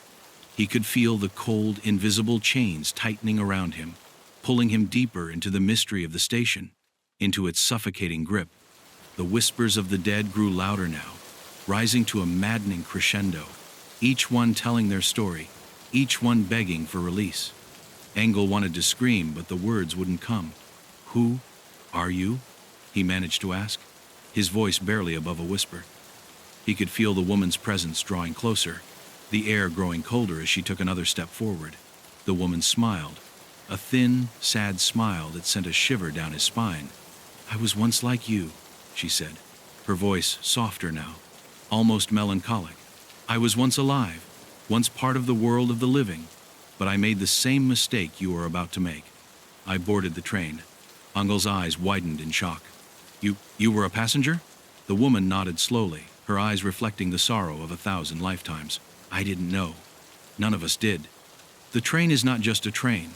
It is a prison, a journey with no end, a place where the lost souls of the forgotten are forced to relive their worst nightmares over and over again. And once you step inside, you become part of it." Engel took a step back, his mind racing. The woman's words hit him like a punch to the gut. This wasn't just some haunted station. It was a place of torment, a place where souls were trapped, unable to escape the endless cycle of suffering. He had to get out. He had to stop the train, stop the cycle before it was too late. But the whispers had already started again, growing louder, urging him to take that first step, to board the train. "You must choose," the woman whispered, her voice fading into the growing din of the voices. "Choose wisely, Engel. You cannot undo what you are about to do." Chapter 6. The hidden truth. Engel stepped back, his legs shaking with a mixture of fear and disbelief. The woman's words echoed in his ears, repeating like a mantra, weaving themselves into his very bones. Choose wisely. How could he possibly choose wisely when everything here, every whisper, every shadow, every strange occurrence felt like a trap? He had come here to uncover the truth, to write the story that no one else dared to tell. But now, the story was no longer a simple mystery. It was a nightmare. The woman's hollow eyes never left him as she faded into the fog, her voice lingering like the chill of the grave. "You cannot leave until you understand," she had said. But what did that mean? What was there left to understand? Angel's thoughts swirled with confusion and dread. He was trapped. There was no doubt in his mind. The station, the train, the whispers, they were all part of something ancient and inescapable. And it wasn't just a place of death. It was a place of torment. A purgatory where souls were condemned to relive their worst moments over and over again. He swallowed hard and turned back toward the station, seeking any sign of hope or a way out. His flashlight flickered in his hand as he walked through the dimly lit hall. The air felt heavier now, thick with the weight of unspoken horrors. The walls of the station seemed to close in on him, and every corner he turned led him deeper into the maze of his own fear. The truth was out there, somewhere, but it was hidden, buried beneath layers of terror and suffering that Angle could hardly begin to comprehend. The whispers had stopped, replaced by a haunting stillness that pressed in from all sides. The train was gone, but its presence lingered like a malignant shadow, waiting for its next victim. Angle's footsteps echoed in the quiet, each one seeming to mock him, to remind him that there was no escape from this place. No one had ever left. And yet, there was a pull, a nagging urge to go deeper, to discover more, to understand why the train took people and where it took them. He found himself walking toward a small door near the far side of the station, a door he hadn't noticed before. It was partially open, revealing a narrow staircase that descended into the darkness below. Something about the door called to him, as though it held the key to everything. With no other options, Angle steeled himself and descended, the narrow steps creaking beneath his weight. His flashlight illuminated the walls as he went lower, revealing strange symbols carved into the stone. They were similar to the ones he had seen earlier in the main hall, but these were more intricate, more disturbing. They seemed to pulse with a life of their own, as if they were drawing in the darkness around them. At the bottom of the stairs, the air grew colder still, the temperature dropping with every step. Angle's breath came in visible puffs now, a sign of the unnatural chill that had taken over the place. He stepped into a large chamber, its walls lined with shelves filled with old, dust-covered books and strange artifacts. But it wasn't the books that caught his attention, it was the center of the room, where a large stone altar stood. The altar was covered in more of the same symbols, the lines and shapes glowing faintly in the dim light. Before he could approach, a figure stepped out from the shadows, a man this time, tall and thin, his face obscured by a hood. He didn't speak, but there was something familiar about him, something Angle couldn't place.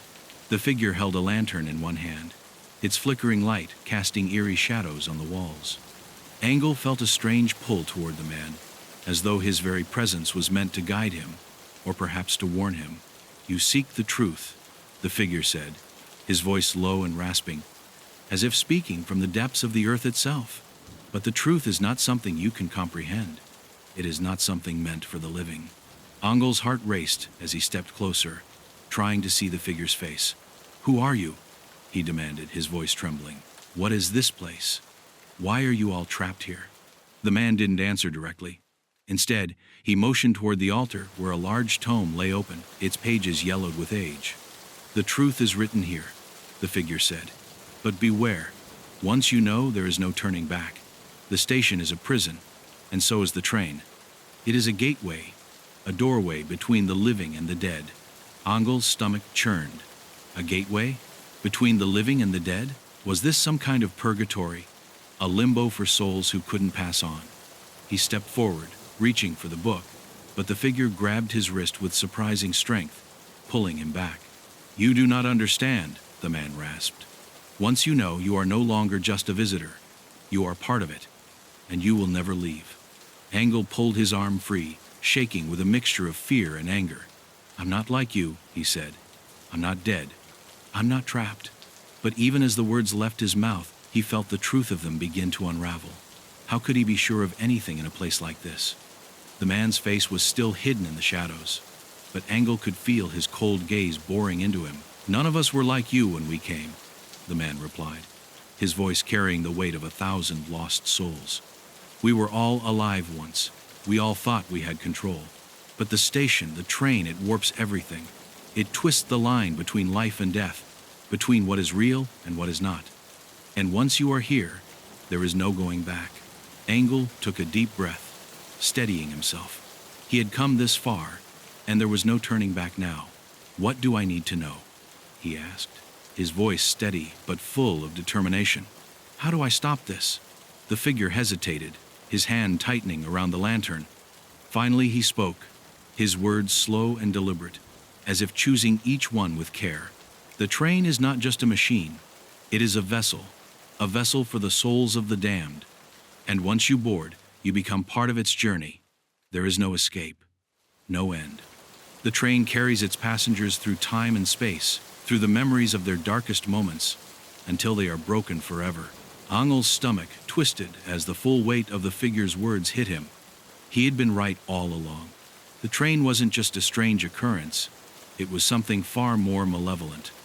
And whatever happened to those who boarded it, whatever hell awaited them, Angel had to stop it before he became just another lost soul, trapped in the station forever. Chapter 7. The Station's Keeper. The man's words echoed in Angel's mind as he stood before the altar, the weight of the truth settling on his chest like a suffocating blanket. He could feel the power of the station pressing against him, its ancient walls closing in, its cold, unseen hands gripping at his very soul. The figure who had spoken to him, had warned him, had left him with only fragments of understanding. The train wasn't a mere transport, it was a prison. A timeless, unyielding vessel, carrying its passengers on an endless journey through their worst fears, through memories that would break them. There was no escape, no salvation.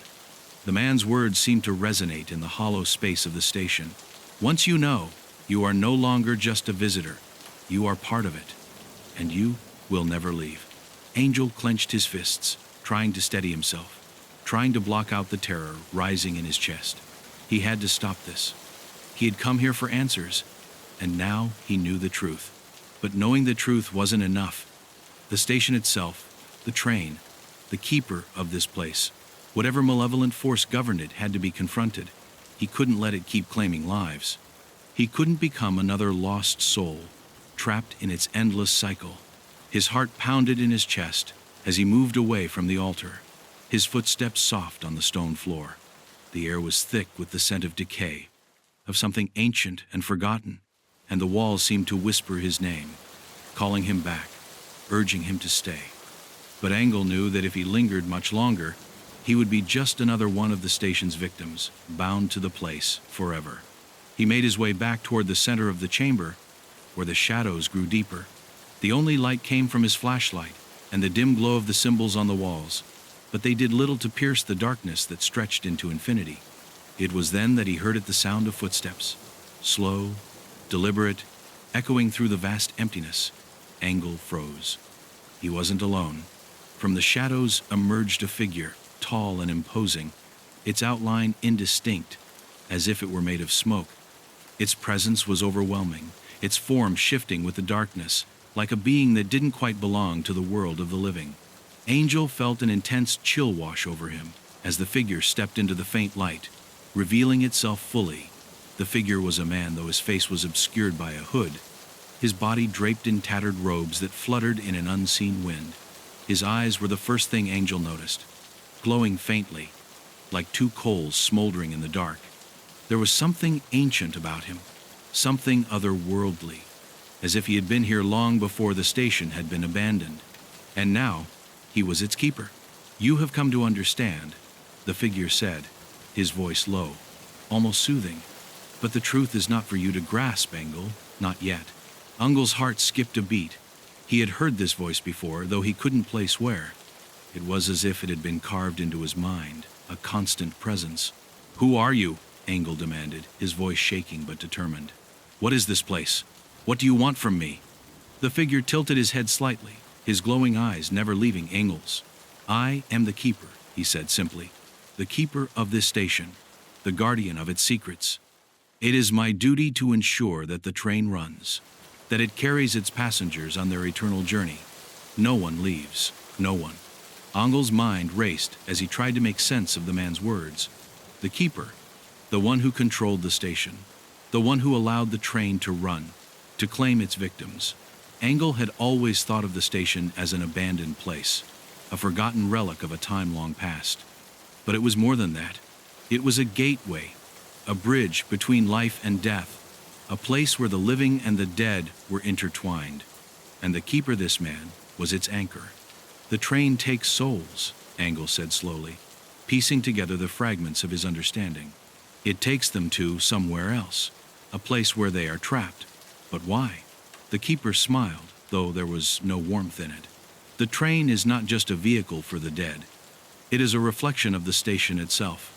A place of passage, yes, but also a place of judgment. The souls that board the train are not innocent. They are drawn here by their own actions, by their choices. They are bound by the threads of their own fate. And the station, it ensures that they never escape. Angle's stomach turned. The truth was worse than he could have imagined. The station was not just a place of death. It was a place of judgment, a prison that ensnared the souls of those who had wronged, who had fallen prey to their own darkness. They weren't victims, not truly. They were prisoners, bound by their sins, by their regrets. But why me? Angle asked, his voice barely above a whisper. Why was I brought here? I'm not like them. I'm not dead. The keeper's eyes glowed brighter, as if he were amused by the question. Ah, but you are like them, Angel. You are part of this story, whether you realize it or not. The station chose you, just as it has chosen so many before you. You came seeking answers, seeking the truth. But now that you have found it, you must face the consequences of your choices. Angle's heart sank as the keeper's words settled over him like a curse. He had come here to write a story, to uncover the mystery. But now it seemed he was part of the station's story, caught in its web, bound to it as much as anyone who had boarded the train. The keeper took a step forward, his form growing more solid, more real. You cannot escape, Angle. The station will keep you, and when the time comes, the train will take you, just as it has taken all the others. You will board, whether you wish it or not, and you will become part of the endless cycle. A chill ran through Angle's body as the keeper's words hit him like a blow. There was no escape. He was part of the station now, part of its curse, and the train, it would take him next. The keeper's voice was the last thing Angel heard before the darkness closed in around him. You are one of us now, the keeper whispered, and you will never leave. Chapter 8. The struggle for freedom. Angle's breath caught in his throat as the keeper's words settled over him like a suffocating fog. You are one of us now, the phrase echoed in his mind, a relentless drumbeat of inevitability. He had come here to uncover a story, an eerie, mysterious tale that no one else dared to touch. But now, he was the story. The station had claimed him, twisted him into its own dark narrative, and there was no escape, no way out. The weight of his situation crashed down on him like a wave, threatening to drown him in despair. How could he fight something like this? The keeper was not just a man. He was a force of nature, bound to the station, to the train that carried the souls of the lost. His mere presence made the air feel heavier, thicker, with the crushing knowledge that there was no future for anyone who stepped foot in this place. Angle had entered the station as an outsider, but now he was becoming a part of its endless cycle, its never-ending torment. The keeper had made that clear. But Angle wasn't ready to give up, not yet. He had spent his life searching for the truth, digging into the darkest corners of the world. He couldn't just let it end here, in this place where the dead walked and the train carried souls to an unknown fate. He couldn't let himself become another one of the forgotten, another name on the long list of victims who had wandered into the station's grip and never returned. I won't just give in to this, Angle muttered under his breath, though his voice sounded small, fragile in the face of the vast oppressive darkness that surrounded him. He stepped back from the keeper, his mind racing. There had to be a way out. There had to be something, anything, that could stop the cycle, break the chain that bound the station and the train together. But what? The keeper had said the station chose him, that the train would take him when the time came. But Angle wasn't ready to surrender. Not without a fight. You cannot escape. The keeper's voice rumbled from the shadows, low and menacing. His eyes glowed with an eerie, unsettling light as he took a step forward, his robes flowing like a dark mist. The station is part of you now, and when the train arrives, you will board. You will be forced to relive your deepest fears, and you will never leave. That is your fate. That is the truth. Angle's pulse quickened as the keeper's words echoed in his mind, like the ringing of a bell, a sound that seemed to grow louder, more insistent with each passing moment. But Engel refused to accept it. He had come this far. He had uncovered the truth about the train, about the souls trapped in this place, and he wouldn't let it end here. He couldn't. With a sudden surge of defiance, Engel turned on his heel and made a break for the staircase. The keeper's voice called after him, cold and mocking, but Engel didn't stop. He could feel the station closing in on him, its walls pressing against him as if trying to crush him, but he kept moving. His mind raced for answers, for any shred of hope, but the darkness was overwhelming. He had to get out. He had to find a way to fight back before the station claimed him completely. The staircase creaked beneath his feet as he climbed, the cold, damp air of the chamber giving way to the stale, oppressive atmosphere of the station's main platform. He could hear the distant rumble of the train, its approach almost like a warning, a prelude to the nightmare that awaited. But Engel didn't look back. He couldn't. He had to keep moving, had to find a way to stop the cycle. He couldn't let the train take him, couldn't let the keeper win. As he reached the top of the stairs, he turned into the dimly lit hallway, his heart pounding in his chest. He wasn't sure what he was looking for, what he was hoping to find, but something told him that he wasn't alone. The station was alive, watching him, waiting for him to make his next move. The walls seemed to pulse with a strange energy, like the very structure of the place was alive, breathing, shifting around him, and then he saw it. At the far end of the hall, where the darkness swallowed everything beyond it, there was a door. It wasn't large, nor was it ornate, but something about it caught his attention. It was faintly glowing, as if it held some kind of power, something that could unlock the secrets of the station. Could this be the way out? The thought filled Engel with a renewed sense of purpose, his steps quickening as he made his way toward it. The moment his hand touched the door's handle, a jolt of energy surged through him, like a shock of electricity running through his veins. The air around him shifted, and for a split second, everything went still. He could hear the faintest whisper of the train approaching, its wheels grinding against the tracks. But this time, the sound was different. It wasn't just the rumble of the train, it was the heartbeat of the station, of the entity that controlled everything within it. It was alive, and it was drawing closer. With a forceful push, Engel opened the door and stepped through, his mind racing. What lay beyond was a dark, cavernous room, but unlike the other chambers, this one seemed empty.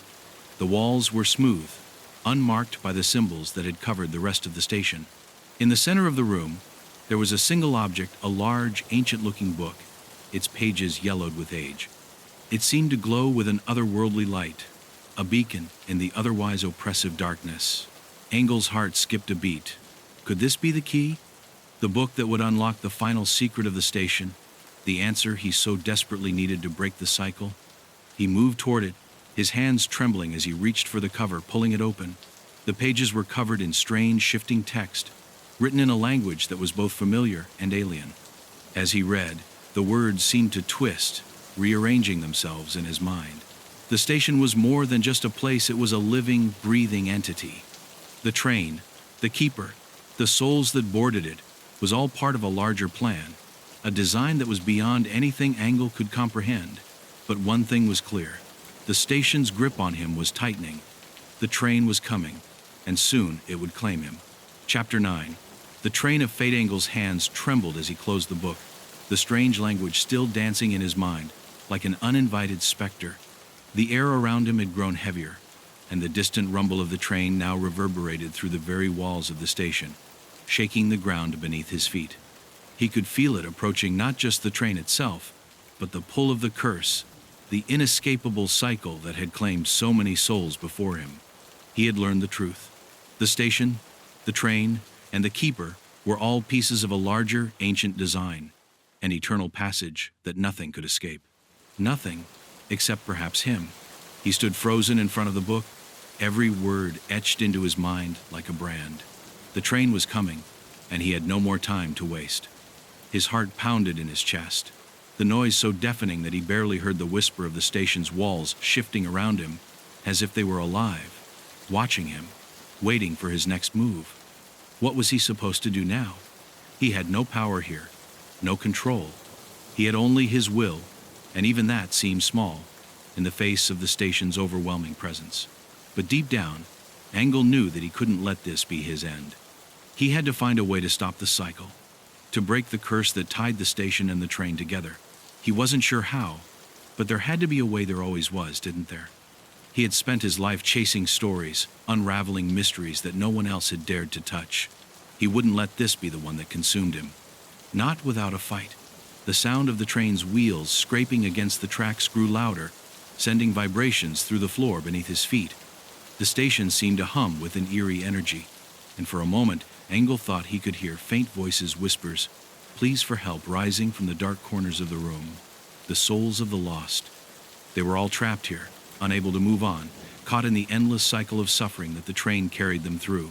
But Engel wasn't like them. He was alive, and he still had a choice. He had to believe that. He turned toward the door, his eyes scanning the hallway beyond, but it was no longer the same. The walls seemed to shift and warp before him, as if the very fabric of the station was folding in on itself.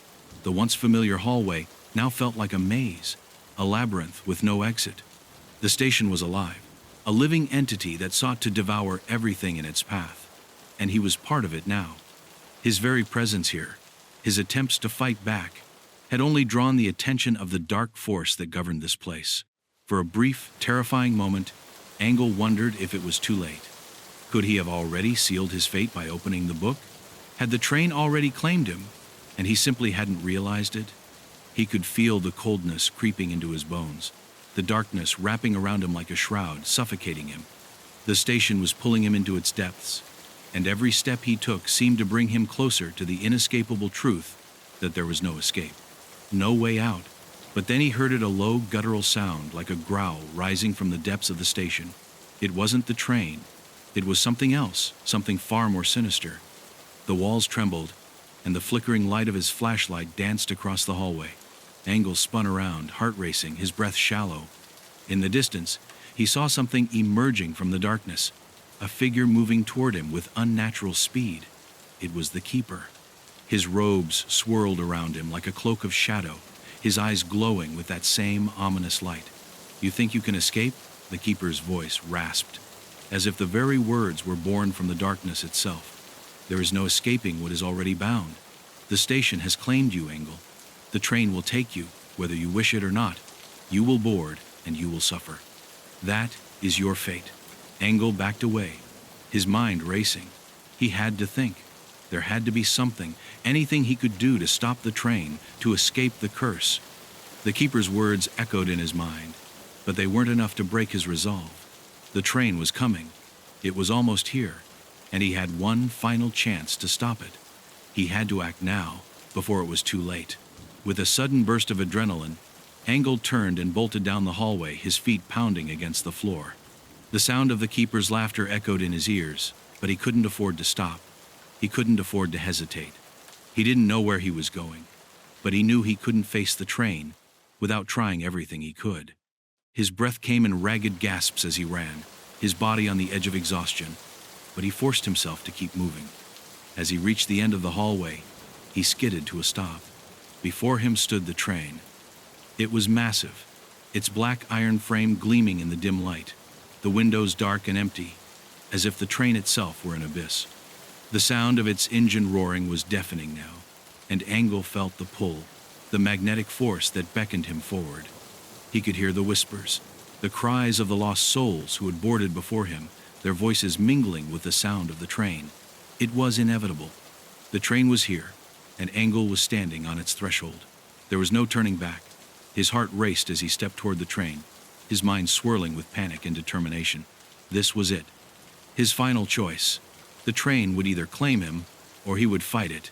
He wasn't sure how, but he would not go down without a struggle. He wasn't a part of this dark world. He wasn't like the others. He still had his humanity, his will to survive. But as his hand touched the cold metal of the train's door, the sound of the Keeper's voice stopped him dead in his tracks. "There is no escape." The Keeper's voice echoed from behind him. "You cannot outrun your fate, Angel. The train has already marked you. The cycle will never end." Angel swallowed hard, his hand still on the door. The darkness loomed all around him, but he refused to believe it. Not yet. Not while there was still a chance. With a deep breath, he threw open the door and stepped into the train. The engine roared louder, the doors slammed shut behind him, and the world outside faded into nothingness. Chapter 10. The Endless Journey. The train's interior was a macabre reflection of the station itself, dimly lit, cold, and unsettling. The air was thick with the scent of old wood, rust, and something darker that Angle couldn't quite place. The walls seemed to pulse with an unseen life force, and the seats were empty, though the faint impression of bodies sitting in them lingered like ghosts. As the door slammed shut behind him, Angel felt the immediate, suffocating pull of inevitability. The train was moving, though there was no sound of the engine. It was as though the train itself was not a machine, but a living creature, a beast of burden that carried the souls of the lost to destinations unknown. The steady, rhythmic motion of the train was hypnotic, and for a moment, Angle's mind began to wander. He could feel the station's curse tightening its grip on him, its darkness seeping into his bones. It was happening. His body trembled with dread, his pulse racing as the true weight of his situation began to sink in. The keeper had warned him. The train would carry him to a place where suffering was eternal. He had already seen what became of those who rode it. The whispers of the lost souls echoed in the distance, distant cries that seemed to come from every corner of the train, yet never close enough to touch. But Angle refused to let fear take over. He knew this was not just about physical escape. No, this was a battle of wills. If he were to survive, he had to confront not only the station and its keeper, but the darkness within himself. He had come to the station to unravel a story, to uncover the truth, but in doing so, he had unwittingly invited the darkness into his own soul. The train was a reflection of his own inner torment, of the guilt and regrets he had buried deep within him for so many years. He wasn't just being carried away physically, he was being dragged into the darkest parts of his own psyche. As the train moved forward, the world outside the windows blurred into a swirling mass of darkness, the station fading into the distance like a bad dream. The whispers of the souls grew louder, their voices intertwining with his thoughts, becoming a chorus of accusations, of despair. "You should never have come here," one voice said, soft but unmistakably clear. "You are one of us now," another echoed, with an undertone of cold finality. The cries of the damned surrounded him, pressing in from all sides, urging him to submit, to accept his fate as a passenger on this eternal ride. He closed his eyes and gritted his teeth, trying to block them out. He wasn't one of them. He wasn't dead. He wasn't a lost soul. He was Angel Garcia, a man who had lived a life, made mistakes, and fought for the truth. He could fight this. He had to fight this. But how? How could he possibly break the cycle, escape the pull of the train, when every part of him felt like it was being consumed by the darkness? The train began to slow, its unnatural stillness filling the air with tension. There was no sound of brakes, no mechanical screeching. It simply stopped. The doors to his left slid open with a soft hiss, and a shadowy figure stepped inside. It was the keeper. His glowing eyes were the only light in the otherwise pitch-black train car, his face unreadable beneath the hood. He didn't speak at first, only watched Angel with a look that was both pitying and cruel. "You think you can escape?" the keeper asked, his voice low and calm, though it carried the weight of the station's power. "There is no escape from what is already bound. You are part of the station now, part of the train's eternal journey. You have been marked, and there is no leaving. Not for you. Not for anyone." Angel stood, his body shaking with a mixture of fear and defiance. "I don't care what you say. I won't give in," he spat, the words tasting bitter on his tongue. "I won't become another soul on your train. You think you can control me, but you can't. I'm not like them. I'm not a prisoner. Not yet."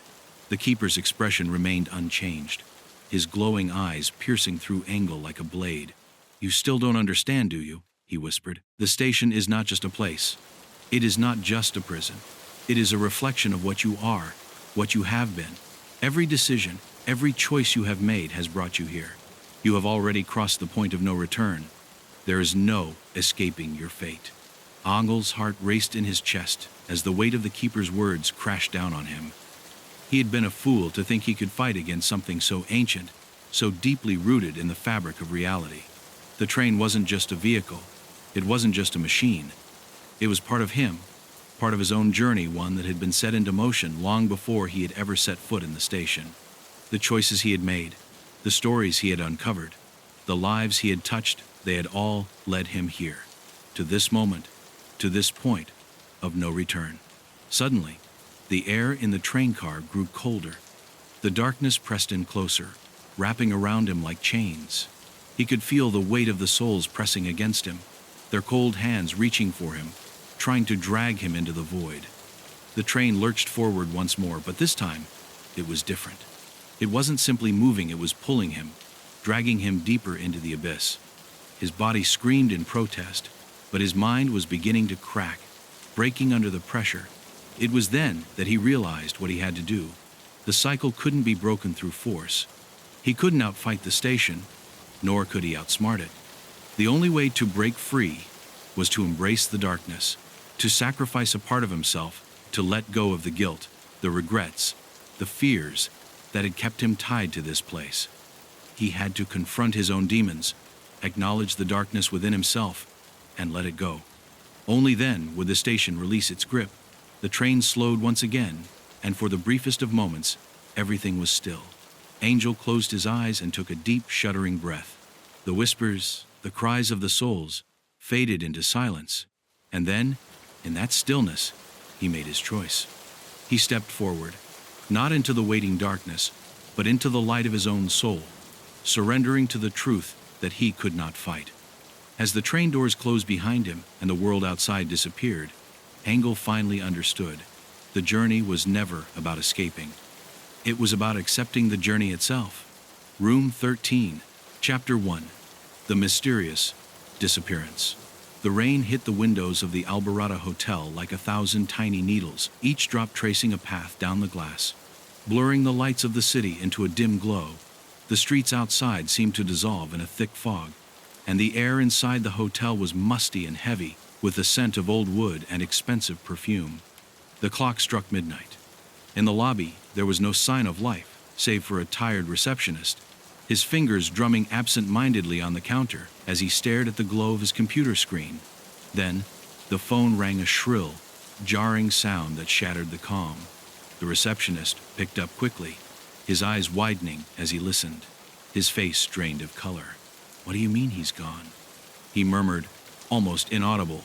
He hung up with a trembling hand and immediately rushed into the back office, disappearing behind the heavy wooden door. The hotel had just experienced its first disappearance in years. Detective Carla Lopez had received the call moments later. She was no stranger to cases that went beyond the ordinary, but there was something about this one that felt different. The guest in question, Emilio Reyes, had checked in earlier that day. A well-dressed, well-spoken businessman, nothing unusual about him at all. He had requested room 13, an odd choice, given the hotel's reputation. And now he was gone, vanishing without a trace. The moment Carla arrived at the hotel, she noticed the tension in the air. The staff spoke in hushed voices, casting nervous glances toward the elevators. There was an unspoken rule in the hotel: no one was ever supposed to mention room 13.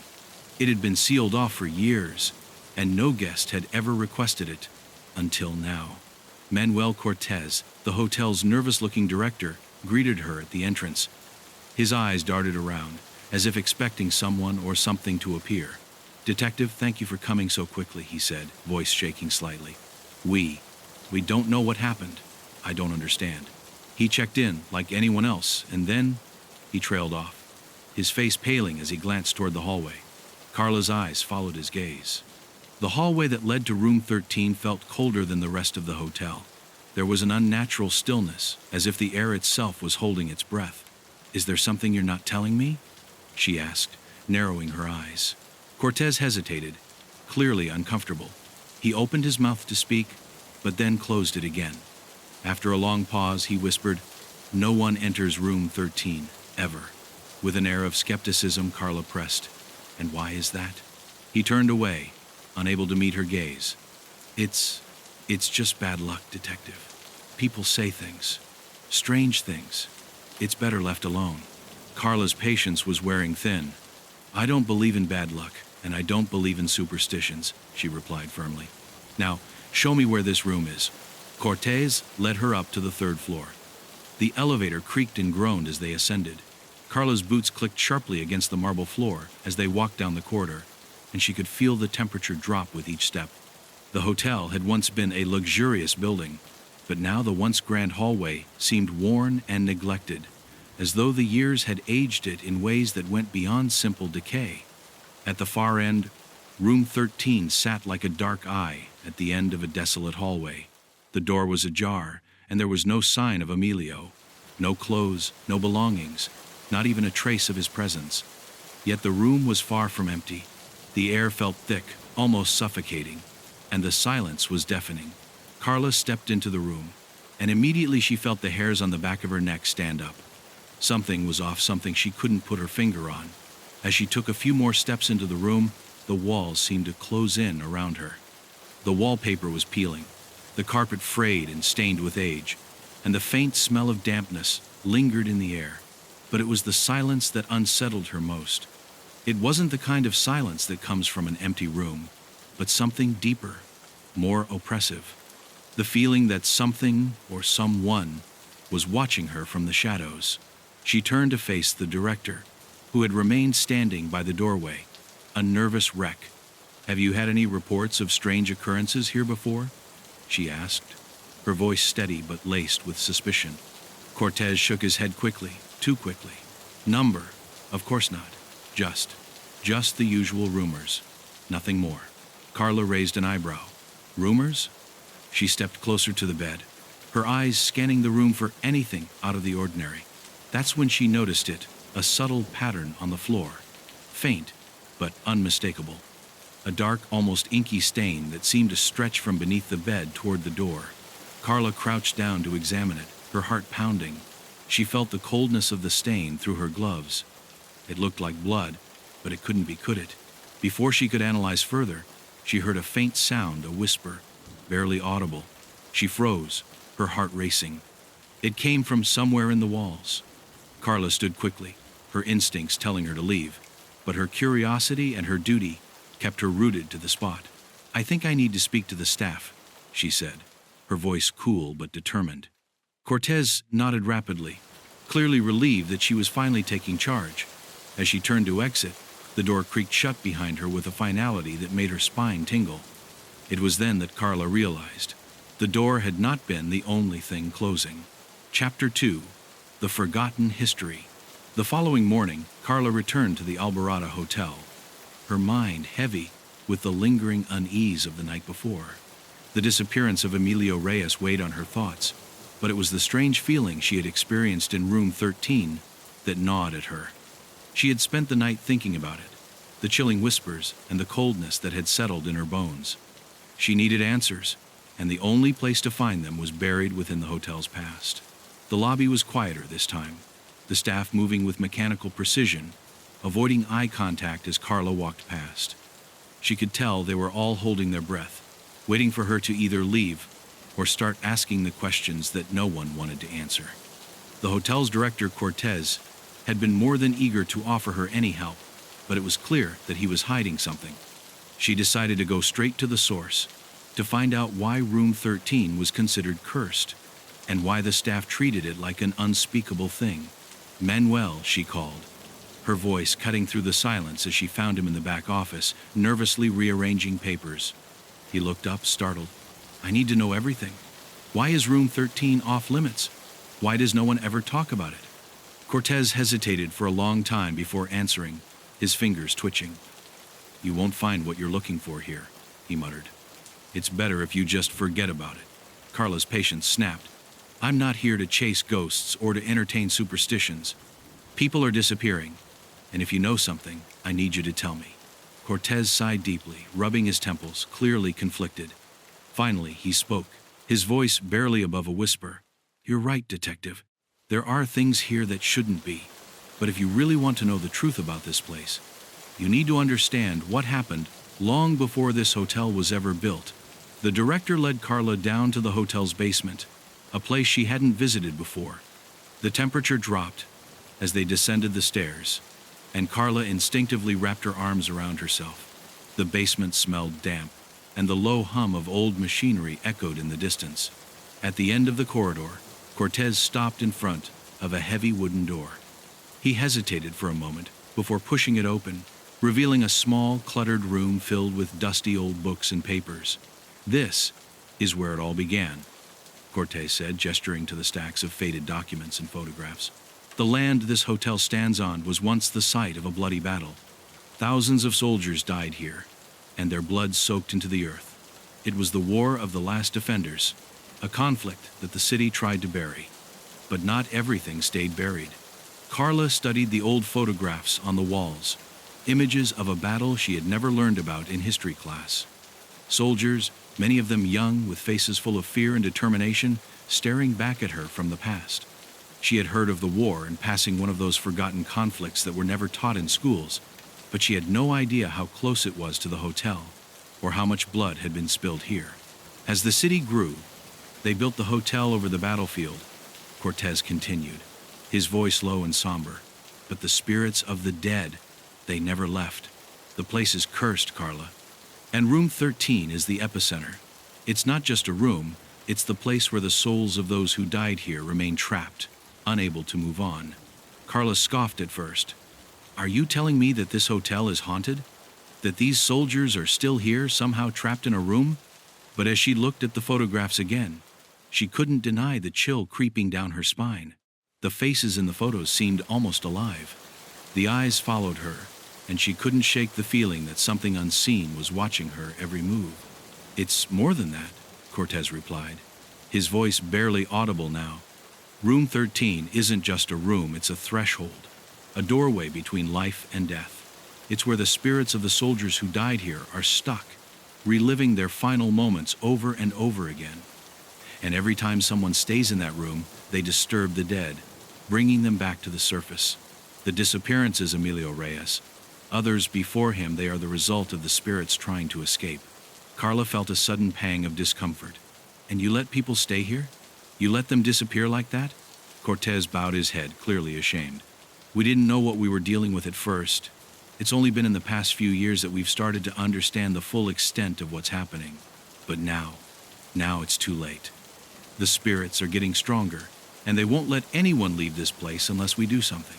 Carla stood still, her mind racing. A part of her wanted to laugh at the absurdity of it all, but another part felt an undeniable truth in Cortez's words. She had felt something in room 13, something far beyond her understanding. As she turned to leave, she asked, "So, what do you want me to do? How do we stop it?" Cortez looked at her, his eyes haunted. "You must find a way to silence the spirits, to close the door that binds them here. Otherwise, more will disappear. The hotel will be nothing but a tomb for the lost, forever." Chapter 3. The Echoes of the Past. The more Carla delved into the history of the Alborada Hotel, the heavier the air became around her. Cortez's words about the battlefield, the spirits trapped in the building, and the cursed room 13 haunted her thoughts. But she wasn't one to jump to conclusions. She had seen more than her share of cases that had started with superstitions and turned out to be something far more mundane. Still, as she walked the hotel corridors that evening, the weight of the building pressed against her chest, and the sense of being watched was undeniable. She decided to return to room 13, not just to investigate further, but to challenge the feelings creeping into her mind. She wasn't sure what she was looking for, but something in her gut told her the answers weren't hidden in dusty old records or stories from the hotel staff. They were locked within the walls themselves.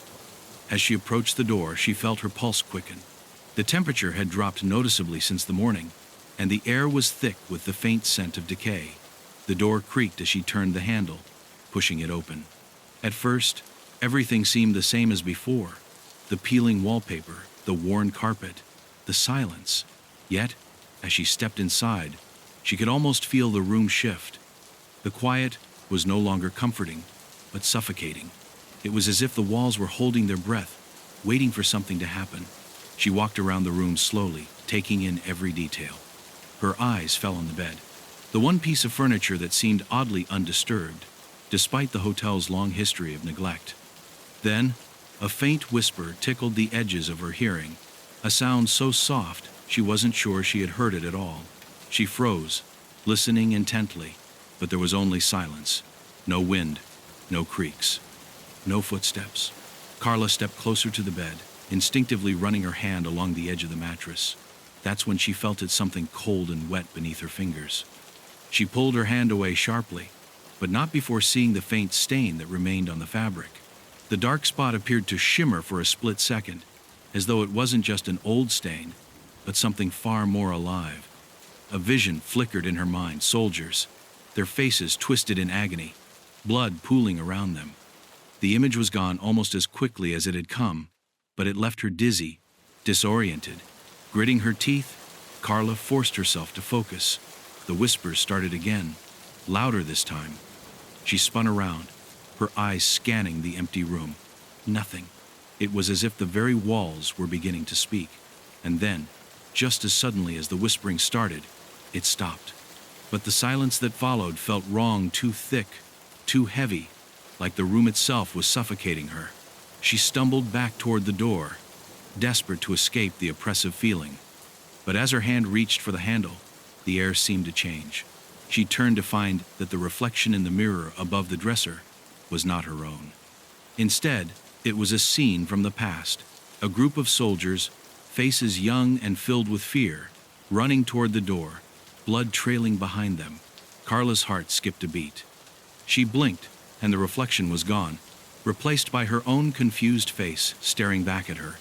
"Get out," a voice whispered. The words came from behind her, soft, pleading, yet commanding. Carla spun around, her breath catching in her throat. The room was empty, there was no one there. Her pulse raced, but she refused to be intimidated. This wasn't real. She was a detective, trained to remain calm, to separate fact from fiction. Yet every fiber of her being screamed at her to leave, to run far from this place. But something in her wouldn't let her. She wasn't about to be bullied by shadows or disembodied whispers. She took a deep breath and stepped further into the room, her mind set on finding the truth. That's when she saw it, the small hidden door in the back of the closet, barely noticeable unless you were looking for it. Carla reached for the handle and pulled. The door creaked open, revealing a narrow staircase leading down into darkness. Without hesitation, she descended, her flashlight cutting through the blackness. The air grew colder the further she went, and a sense of dread settled in her stomach like lead. It didn't take long for her to realize she wasn't alone. Faint shapes began to emerge from the dark shadows that moved, but never fully took shape. They hovered around her, pressing in from all sides, and Carla's heart beat so loudly in her chest that she could barely hear the faint whispers coming from the depths of the darkness. When she reached the bottom of the stairs, Carla's flashlight flickered. She shook it, but the light went out entirely, plunging her into absolute blackness. She had never felt so vulnerable. The shadows pressed in closer, and the air was thick with the scent of something rancid: decay, death.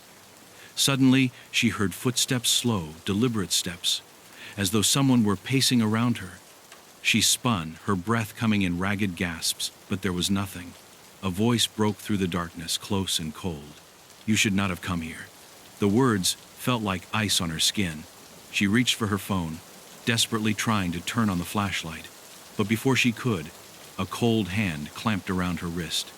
She gasped, her body going rigid with fear. The grip was strong, unyielding, and as the hand tightened, she felt a sharp pain shoot through her arm. Then, with one sudden tug, she was pulled toward the shadows. She fought, kicking and thrashing, but the more she struggled, the more the shadows seemed to tighten around her. And in the distance, she could hear the faintest sound of screaming, agonized, desperate cries for help. It was as if the spirits were reaching out to her, begging her to stay, to join them. The hand released her suddenly, and she stumbled back, gasping for breath. The shadows were gone, and the room was eerily silent once again. Carla's heart pounded in her chest as she tried to gather her bearings. She had come here looking for answers, but now she realized something far darker was at play than she could have ever imagined. This was no longer just a missing persons case. It was a fight for survival. Chapter 4. The concierge's testimony. Carla's mind raced as she left the basement, her body trembling from the coldness that had seeped into her bones.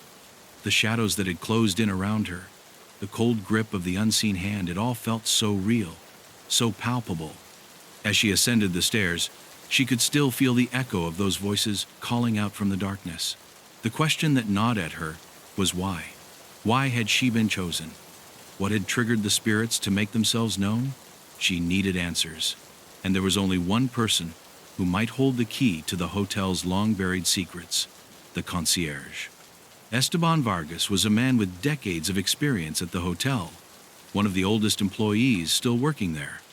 He was a fixture of the Alborada Hotel, a man who seemed to know every corner of the building, every creaking floorboard, and every shadow that lingered in the halls. His reputation among the staff was that of someone who was reliable, but more than that, someone who had seen things. Strange things. Carla found him in the back office, sitting at a desk that seemed far too small for a man of his stature. The dim light from a single bulb cast shadows on his face, accentuating the deep lines in his weathered skin. His hands, though rough, were steady as he carefully sorted through a stack of paperwork. When he noticed Carla standing in the doorway, he gave a slight nod, but didn't speak immediately. There was a heaviness in the air that made her hesitate. "Esteban," Carla said, her voice soft but firm, "I need to talk to you about room 13. I know you've been here for a long time. I've heard rumors, and I think you know more than you've let on." Esteban's eyes flickered with something that might have been recognition, or fear. It was hard to tell. He set down the papers in front of him, his gaze shifting toward the door, as if checking that no one else was nearby. After a long silence, he finally spoke, his voice low, tinged with reluctance. "You've been asking questions about room 13, haven't you?" "No one's supposed to talk about that room, Detective." Carla stepped closer, her gaze steady. "I'm not interested in rumors. I'm here for facts. I'm trying to understand what's happening, why people are disappearing. You've worked here longer than anyone. You must have seen something, heard something." Esteban looked at her for a long time, the weight of his silence pressing against her. Then, with a deep sigh, he leaned back in his chair and looked at the floor, as though the very thought of speaking was a burden he had carried for too long. "It's not just a room, Detective. It's a doorway, and it was never meant to be opened." Carla's brow furrowed. "A doorway to what?" He paused, rubbing his hands together nervously. "To the past, to something beyond this world. Room 13 is a place where the living and the dead meet, where the boundary between them is thin. We were warned, you know. The original architect of the hotel, he was an outsider, a man who'd spent years studying ancient rituals. He believed that by building on this land, he could trap the spirits of those who had died in the battle. He thought he could keep them locked away." Carla frowned, trying to piece together the fragments of Esteban's story. "And did he? Keep them locked away, I mean?" Esteban shook his head slowly, his eyes distant as though he were seeing something far beyond the confines of the office. "At first, yes, but the spirits, they were too strong, too many. Every time someone entered room 13, they would awaken a part of the past memories of the soldiers who died here in the battle. It was like pulling the thread on a tapestry. The more you tugged, the more it unraveled." He paused again, as if the weight of his words had become too much to bear. "I've seen it happen, Detective. People come and go from this hotel, but those who stay in room 13, some of them, they never leave." Carla's throat tightened. "Are you telling me that the people who disappear are being dragged into the past? That they're becoming part of the battle?" Esteban nodded grimly. "Yes, that's what happens.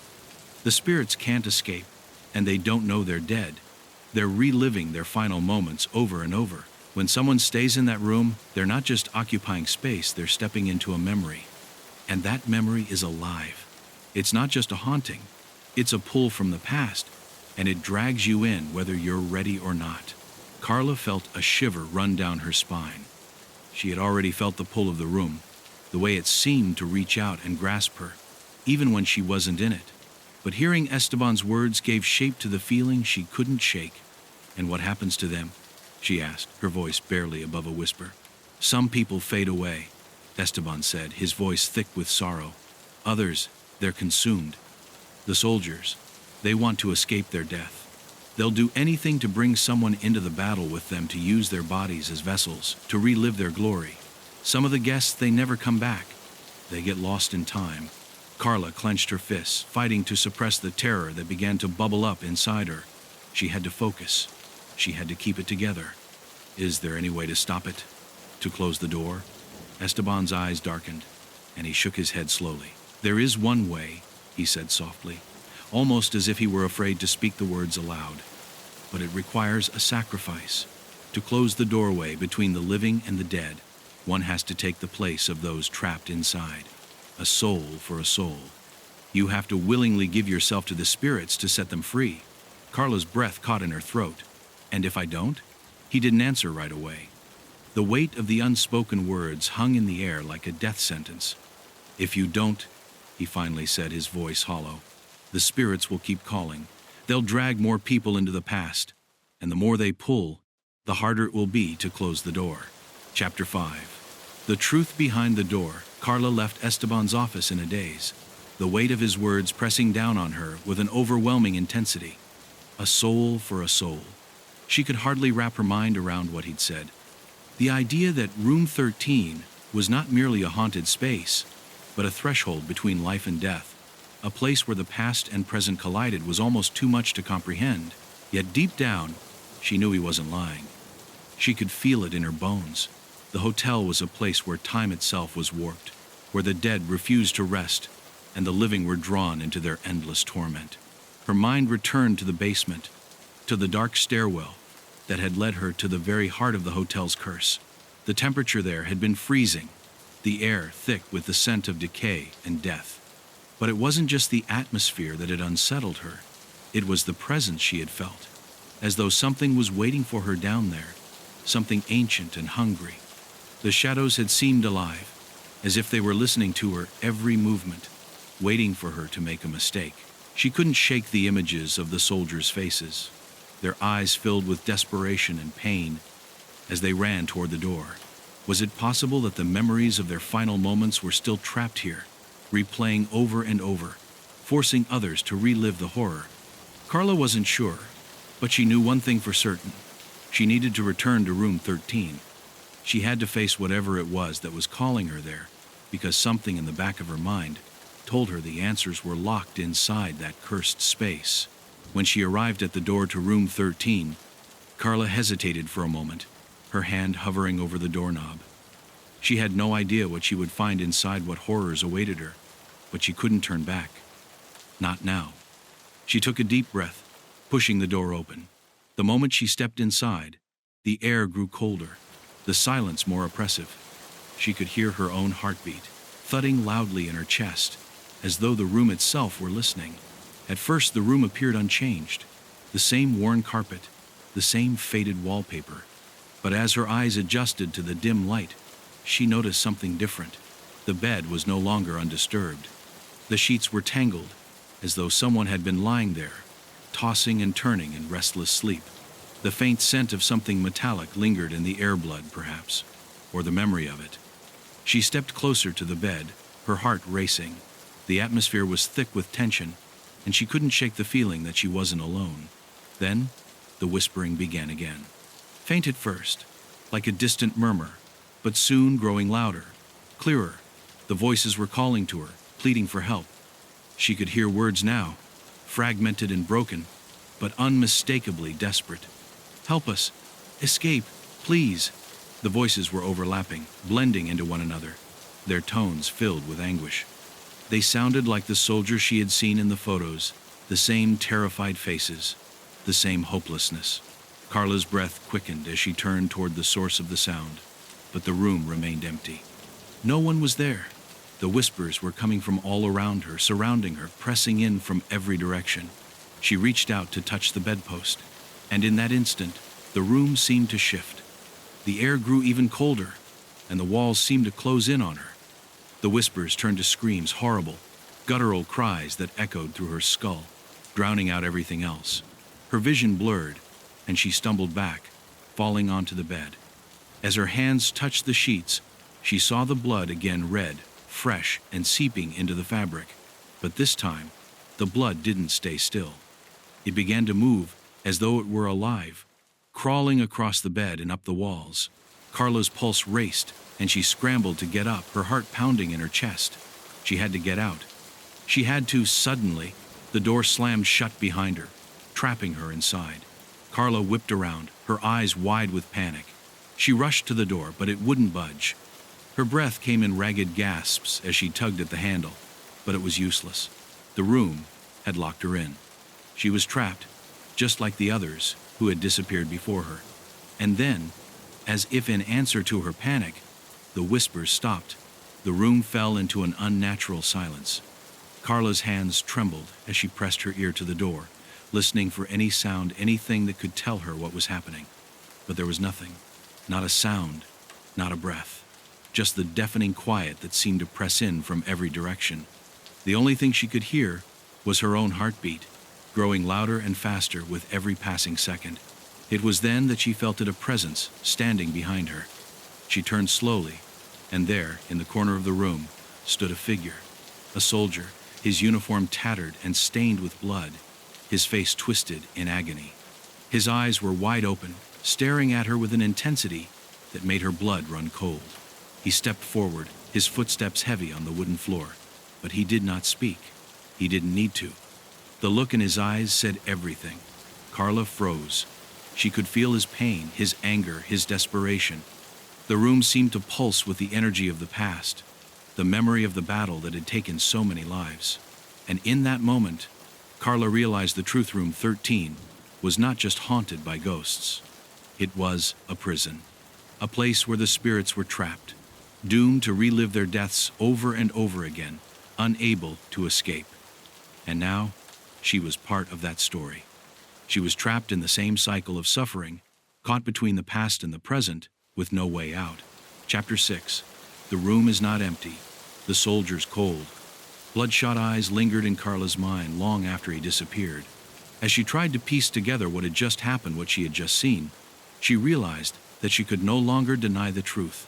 Room 13 was not just a haunted space.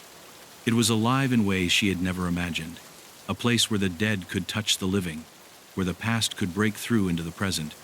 She wasn't just investigating a case of missing persons, she was at the mercy of something far more ancient, something that wanted her to stay. She pulled herself together with difficulty, taking deep breaths as she backed away from the corner where the soldier had stood. The room felt different now, as if its very air was charged with a malignant energy, buzzing like an electric current just beneath the surface. It was as if the walls themselves were pulsing, as if they were alive, breathing, watching, waiting. Each movement Carla made seemed to trigger a response from the room. The floorboards creaked, the walls groaned, the temperature plummeted further, and her breath became visible in the frigid air. She knew she had to leave. She had to get out. But the door was still shut tight, as though it had fused with the frame itself. Her hands shook as she reached for the knob once more, tugging with all her strength, but it wouldn't budge. She felt her stomach churn, her nerves rising like a storm inside her. There was no escape. Not yet. Not until she had uncovered the truth. And then, as if in answer to her desperation, the air grew still. Too still. It was the kind of silence that wasn't natural, the kind of quiet that made her skin crawl. Carla slowly turned around, her heart pounding in her chest, bracing herself for whatever would come next. That's when she saw them. The shadows that had lingered at the edges of her vision now coalesced, taking shape. There were at least 3 figures standing in the corners of the room, their outlines faint but unmistakable soldiers, just like the ones she had seen earlier. Their forms were blurry, shifting in and out of focus as though they were trapped between worlds, half seen and half forgotten. "Help us," one of the soldiers whispered, his voice barely audible. His lips barely moved, but Carla heard him clearly. It wasn't a request, it was a command. The urgency in his voice was undeniable. "Help us, before it's too late." The words echoed in Carla's mind, reverberating with a dreadful finality. She wasn't sure what he meant, but a cold knot twisted in her stomach. Her eyes scanned the room, looking for any clue, any hint of how to free these souls from their eternal torment. She was no longer just an observer, she had become part of the nightmare, a living link between the present and the past. And the spirits in this room, these lost souls, they were aware of her presence. They knew she was here to find answers, to uncover their suffering. Another figure stepped forward, his face partially obscured by a tattered helmet, but Carla could see the pain in his eyes. He reached out to her, his hand trembling as though reaching for something just beyond his grasp. "We are trapped in the blood of this place," he rasped, his voice like sandpaper, rough and strained. You must understand. You must stop it before more come." Carla took a hesitant step back, her breath catching in her throat. There was no denying what she was witnessing. These were not mere ghosts. These were memories real, living memories of men who had died violently, and whose spirits were bound to the place where they had fallen. The soldiers were not just haunting the room, they were reliving their deaths over and over again, trapped in a cycle of violence and despair that they could never escape. The air seemed to thicken as Carla began to understand the scope of their torment. This wasn't a haunting of a room. This was a prison for the souls of the dead, trapped between life and death, unable to move on because of the bloodshed that had occurred here. And what was worse, the more people who entered room 13, the more the spirits grew in strength. They fed off the living, drawing them into their endless battle, forcing them to relive their own deaths. The living became part of the blood-soaked tapestry of the past. One of the soldiers, a young man with an anguished expression, reached out to her with a pleading look in his eyes. "You must leave, detective," he whispered urgently. "You must leave before they come for you too. The door is not what it seems. You cannot escape. You will be lost, like the others." A sudden chill ran through Carla's veins as she understood the depth of his warning. The door was not a mere exit. It was a trap, just like the rest of the room, a part of the cycle that kept the spirits bound to this place. To leave wasn't to escape. It was to be drawn back into the web of suffering.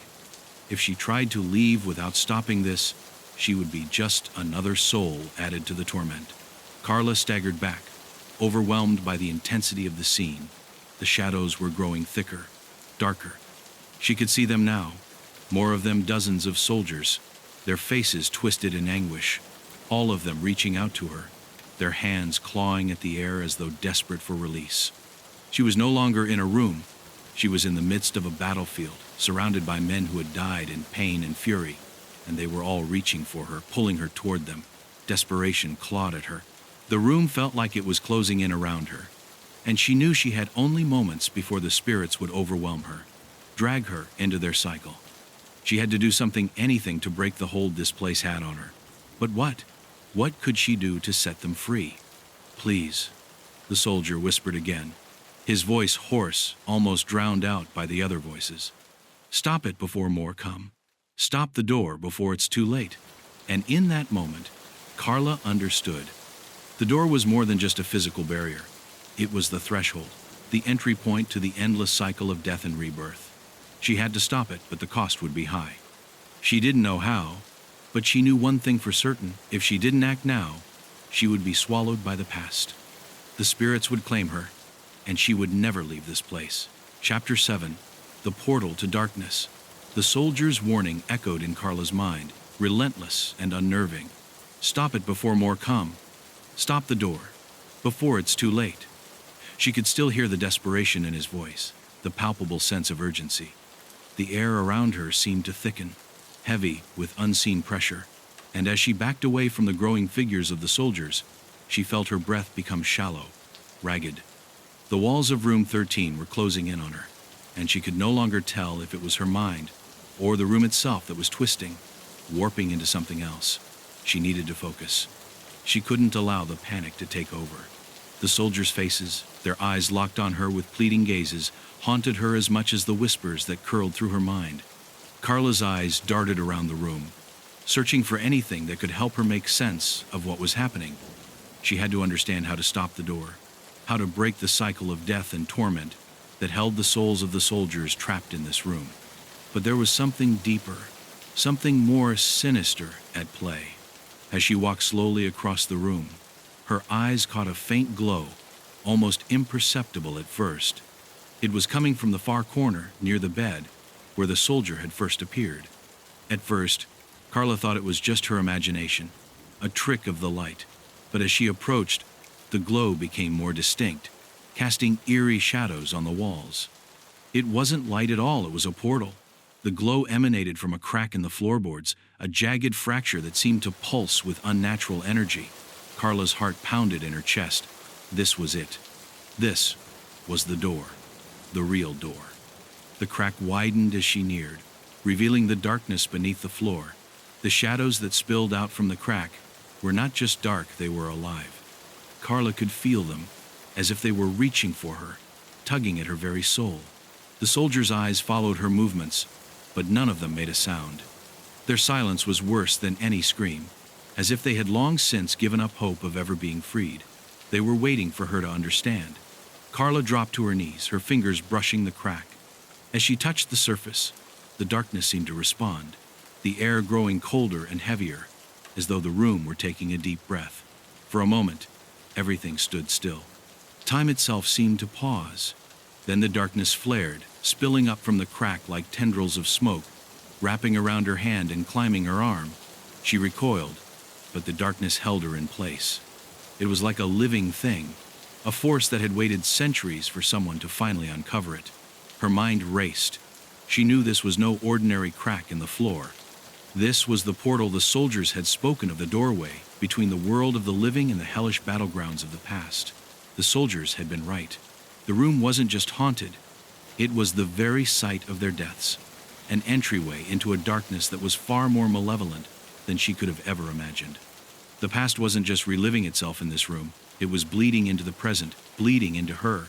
Carla's vision blurred as the dark tendrils continued to writhe around her. She could hear them now, the sounds of war, the thunderous crack of gunfire, the screams of the dying, the clash of swords and metal. She could feel the heat of the battlefield, the acrid stench of smoke and blood. It was as if the floor beneath her had vanished, and she was falling into a nightmare, a place where the very air was thick with suffering. Her senses overloaded as memories that weren't hers flooded her mind. Soldiers charging into battle, their faces filled with fear, determination, and rage. They were all reaching out to her, calling her name. "No!" Carla gasped, shaking her head violently to break free of the vision.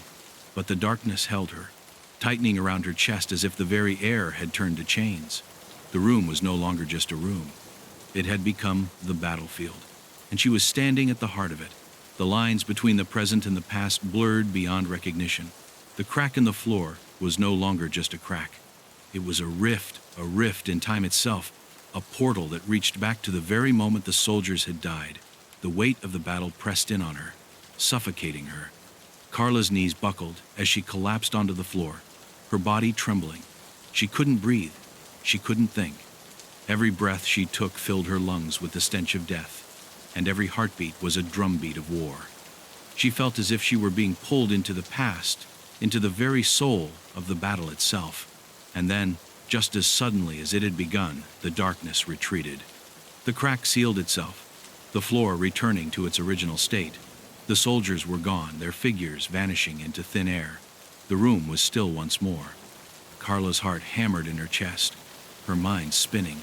What had just happened? Was it a vision?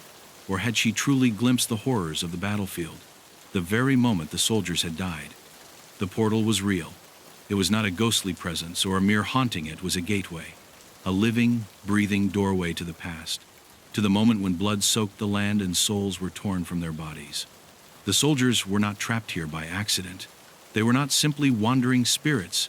They were victims of a curse, bound to this hotel, bound to room 13, and bound to the portal.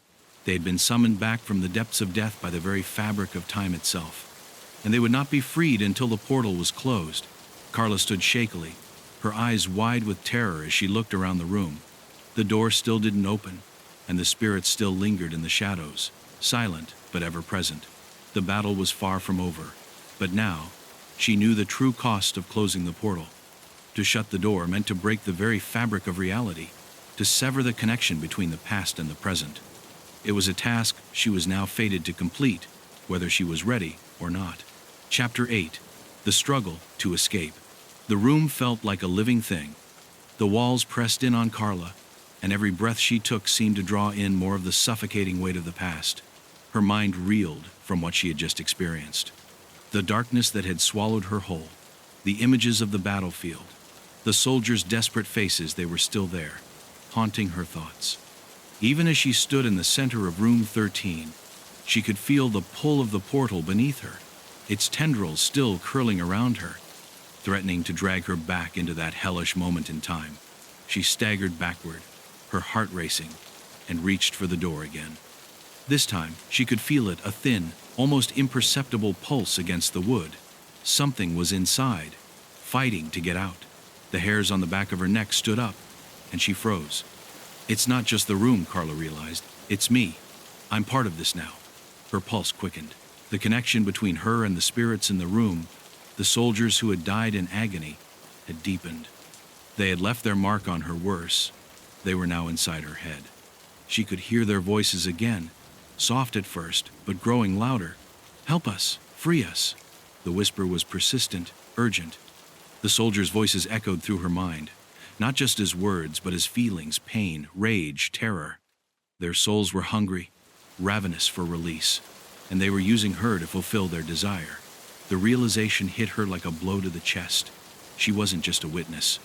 She was a vessel, a conduit for the soldiers' torment. She could feel their suffering seep through her veins, like a disease spreading in her blood, twisting her thoughts and emotions. They were no longer content to be passive observers. They wanted to use her. Her vision blurred, and she felt dizzy, her body suddenly weak. She collapsed to her knees, gasping for air, as the whispers became louder, more frantic. "We will make you one of us," they threatened. "You will never leave. You will die with us, just like the others. You cannot escape." The room seemed to spin, warping around her, and the shadows swirled, rising from the corners like a swarm of insects.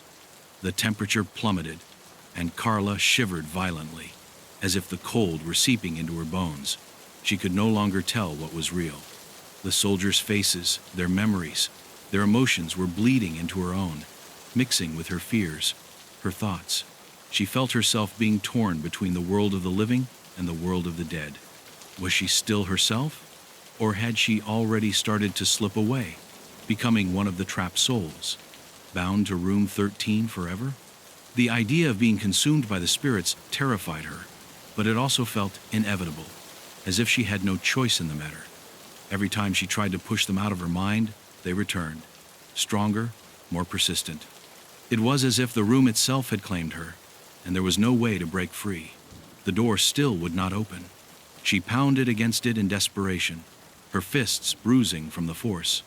The walls groaned and creaked, the hotel itself seeming to respond to her frantic movements.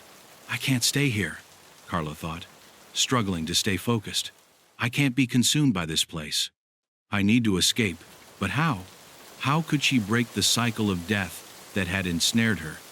The soldiers' voices were overwhelming, drowning out all rational thought, and the portal was still there, just below the surface of the room, waiting to pull her in. Suddenly, a new presence made itself known, one that sent a wave of dread crashing over her. A figure appeared at the far side of the room, one she hadn't noticed before, taller, darker, and far more malevolent than any of the soldiers. It was not a soldier, not a ghost. This presence was different. Carla's breath caught in her throat as she stared at it. The figure was made of pure darkness, its form shifting like smoke, its eyes glowing with an unnatural, terrifying light. It stepped forward, moving with fluid grace, and Carla felt herself instinctively pull back. This was no lost soul. This was something far worse. "You shouldn't have come," the dark figure spoke, its voice a cold whisper that slid under Carla's skin, making her blood run cold.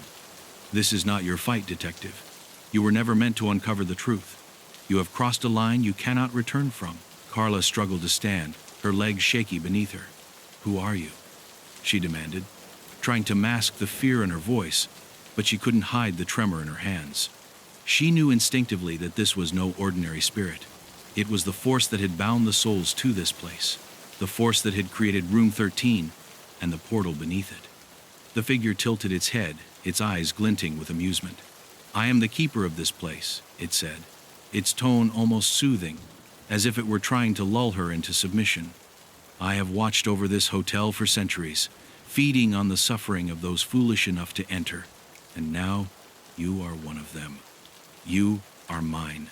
With a scream of defiance, Carla lunged for the door again, pulling with every ounce of strength she had left. But the door didn't move. It was as though it were an extension of the walls themselves, solid, unyielding. The dark figure stepped forward, its shadow swallowing her whole. She could feel its presence suffocating her, pressing down on her chest, making it harder to breathe. "You cannot leave," it whispered, its voice curling around her like a poisonous vine. "The portal is already open. There is no escape. The past will consume you, just as it has consumed so many before you." Carla's heart raced, her head spinning. "No, I will not be trapped here," she thought, her mind clearing for a moment. She had to find a way out. She couldn't let this thing claim her, couldn't let Room 13 win. But what could she do? She was caught between the spirits, the darkness, and the powerful force that controlled them all. With one last desperate surge of energy, Carla stepped toward the crack in the floor, the portal that had drawn her in before. She could feel the soldiers' cries calling to her, urging her to close it, to stop it, but the dark figure was right behind her, blocking her path. It raised its hand, and the air around her thickened, pressing in from all sides, trying to crush her. But Carla wasn't ready to give up. Not yet. She clenched her fists, gathering every last bit of willpower, and shouted, "I will stop you." Chapter 9. The final sacrifice. Carla could feel the weight of the room pressing in on her chest, her breath ragged and shallow as the dark figure loomed ever closer, its cold presence smothering the light in the room. The portal beneath her feet seemed to grow, spreading like a black abyss, reaching up with tendrils of darkness that scraped at her skin, clawing at her thoughts. It was as though the very ground she stood on was disintegrating, turning to ash, and there was nowhere to run. The figure's voice was a soft, mocking whisper now, curling around her, making every word feel like a chainsaw carving through her mind. "You think you can stop this?" it said, its tone dripping with disdain. "You think your willpower is enough to stop what has been set in motion for centuries?" Carla's heart hammered in her chest, her head spinning. She had no strength left, no energy to fight back. She could feel the pull of the portal beneath her, its gravitational force luring her in like a siren's call. The shadows whispered, the cries of the soldiers mixing with the sound of clashing metal and gunfire, the roar of explosions, and the thunder of the earth itself. The battlefield was rising up within her mind again, and the soldiers' cries grew louder, their voices almost begging her to join them. "Close the door," they whispered in unison, their voices strained and desperate. "Stop it before it consumes you too. End it now." But how? Carla had no answers, no solutions. She had been so focused on the past, on the soldiers and the portal, that she hadn't considered the cost of truly ending it all. Could she truly close the door? Could she destroy the portal without losing herself in the process? The dark figure chuckled again, sensing her indecision. "You still don't understand, do you?" it purred. "This place is a part of you now. The door, the portal, they are not separate from you. You can try to run, try to escape, but you're already bound. You were always meant to be here, to become one of us." The words stung, cutting deep into her soul, but Carla's resolve began to harden. She could feel it, that flicker of defiance rising in her again. This wasn't just about the spirits or the portal anymore. This was about her life, her future. And if she couldn't leave with that, then at least she could do one thing. She could end this nightmare. She could stop it from happening to anyone else. The portal beneath her cracked open wider, its darkness swirling in a vortex of pure malevolence, and the room trembled with a low, guttural rumble. The dark figure reached out a hand, its fingers long and twisted, reaching for her soul. But Carla stepped back, forcing herself to focus. The soldiers' voices had faded into the background, their whispers not so much a plea anymore, but a beckoning, a temptation. They wanted her to join them, to allow the darkness to consume her completely. But she wasn't ready to let them win. In a final desperate attempt, Carla grabbed the closest object she could find, a brass lamp that sat on a table near the bed. She didn't know what she was doing, but the lamp felt solid in her hands, grounding her in the midst of the chaos. She raised it high and smashed it onto the floor, causing a loud, splintering crash. The sound seemed to rip through the air, cutting through the whispers, the cries, the suffocating weight of the room. For a split second, the shadows recoiled, as if the force of her action had startled them. But the moment passed quickly. The dark figure smirked, unimpressed by her futile gesture. "You are nothing," it said, its voice full of contempt. "You will die here, just like the others." But Carla, her breath ragged, Her body trembling with exhaustion didn't falter.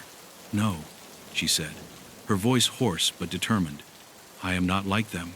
With every ounce of strength she had left, Carla stepped toward the crack in the floor, the heart of the portal.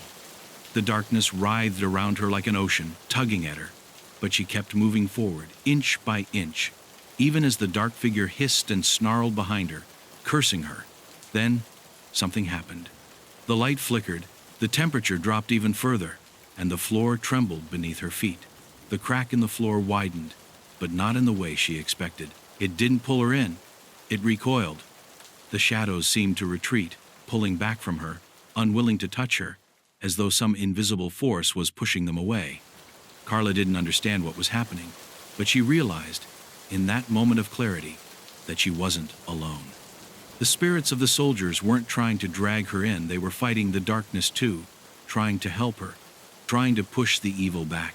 The dark figure screamed in frustration as the light around Carla began to shine brighter, the shadows evaporating like smoke under the intensity. But she didn't stop.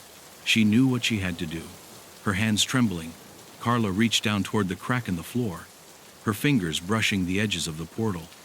She could feel its energy, feel the swirling malevolence beneath, trying to break free, trying to take her with it. She knew that the only way to stop it was to close it, to seal it. And she could feel the price, she could feel it in her very soul, that this was the only way. To close the door would be to end the curse, to sever the connection between the living and the dead. But it would also mean leaving everything behind. The darkness around her flared one last time, the dark figure charging toward her. But Carla didn't waver. She closed her eyes, gathering every ounce of willpower, and pressed her hands to the crack. "Goodbye," she whispered, her voice steady, the finality of the word settling in her chest like a stone. With all the strength she could muster, Carla pushed, and the darkness screamed. Chapter 10. The final closure.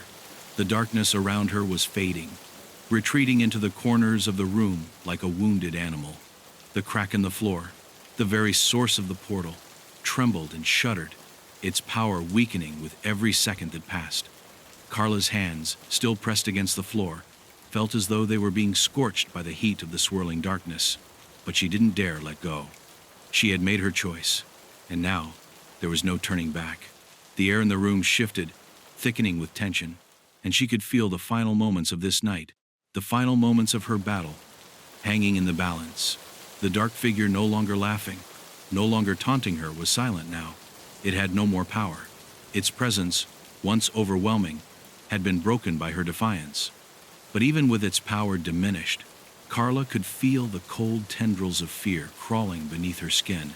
It wasn't just the portal she had to worry about. She could sense the souls of the soldiers around her, their desperation still clinging to the air, their hopes now dashed as they realized that they could never escape their eternal prison. "You think you've won, don't you?" The dark figure finally spoke, its voice a low growl. "It wasn't defeated yet, but you don't know what you've unleashed. You've closed the portal, yes, but the price is far greater than you can imagine." Carla's heart skipped a beat. What did it mean? What price was it referring to? She pushed the thought away, focusing on the task at hand. The crack in the floor was closing, the dark energy that had swarmed through the room slowly dissipating. The soldiers' voices had fallen silent, but Carla could still feel their presence, their lingering sadness, their unresolved pain.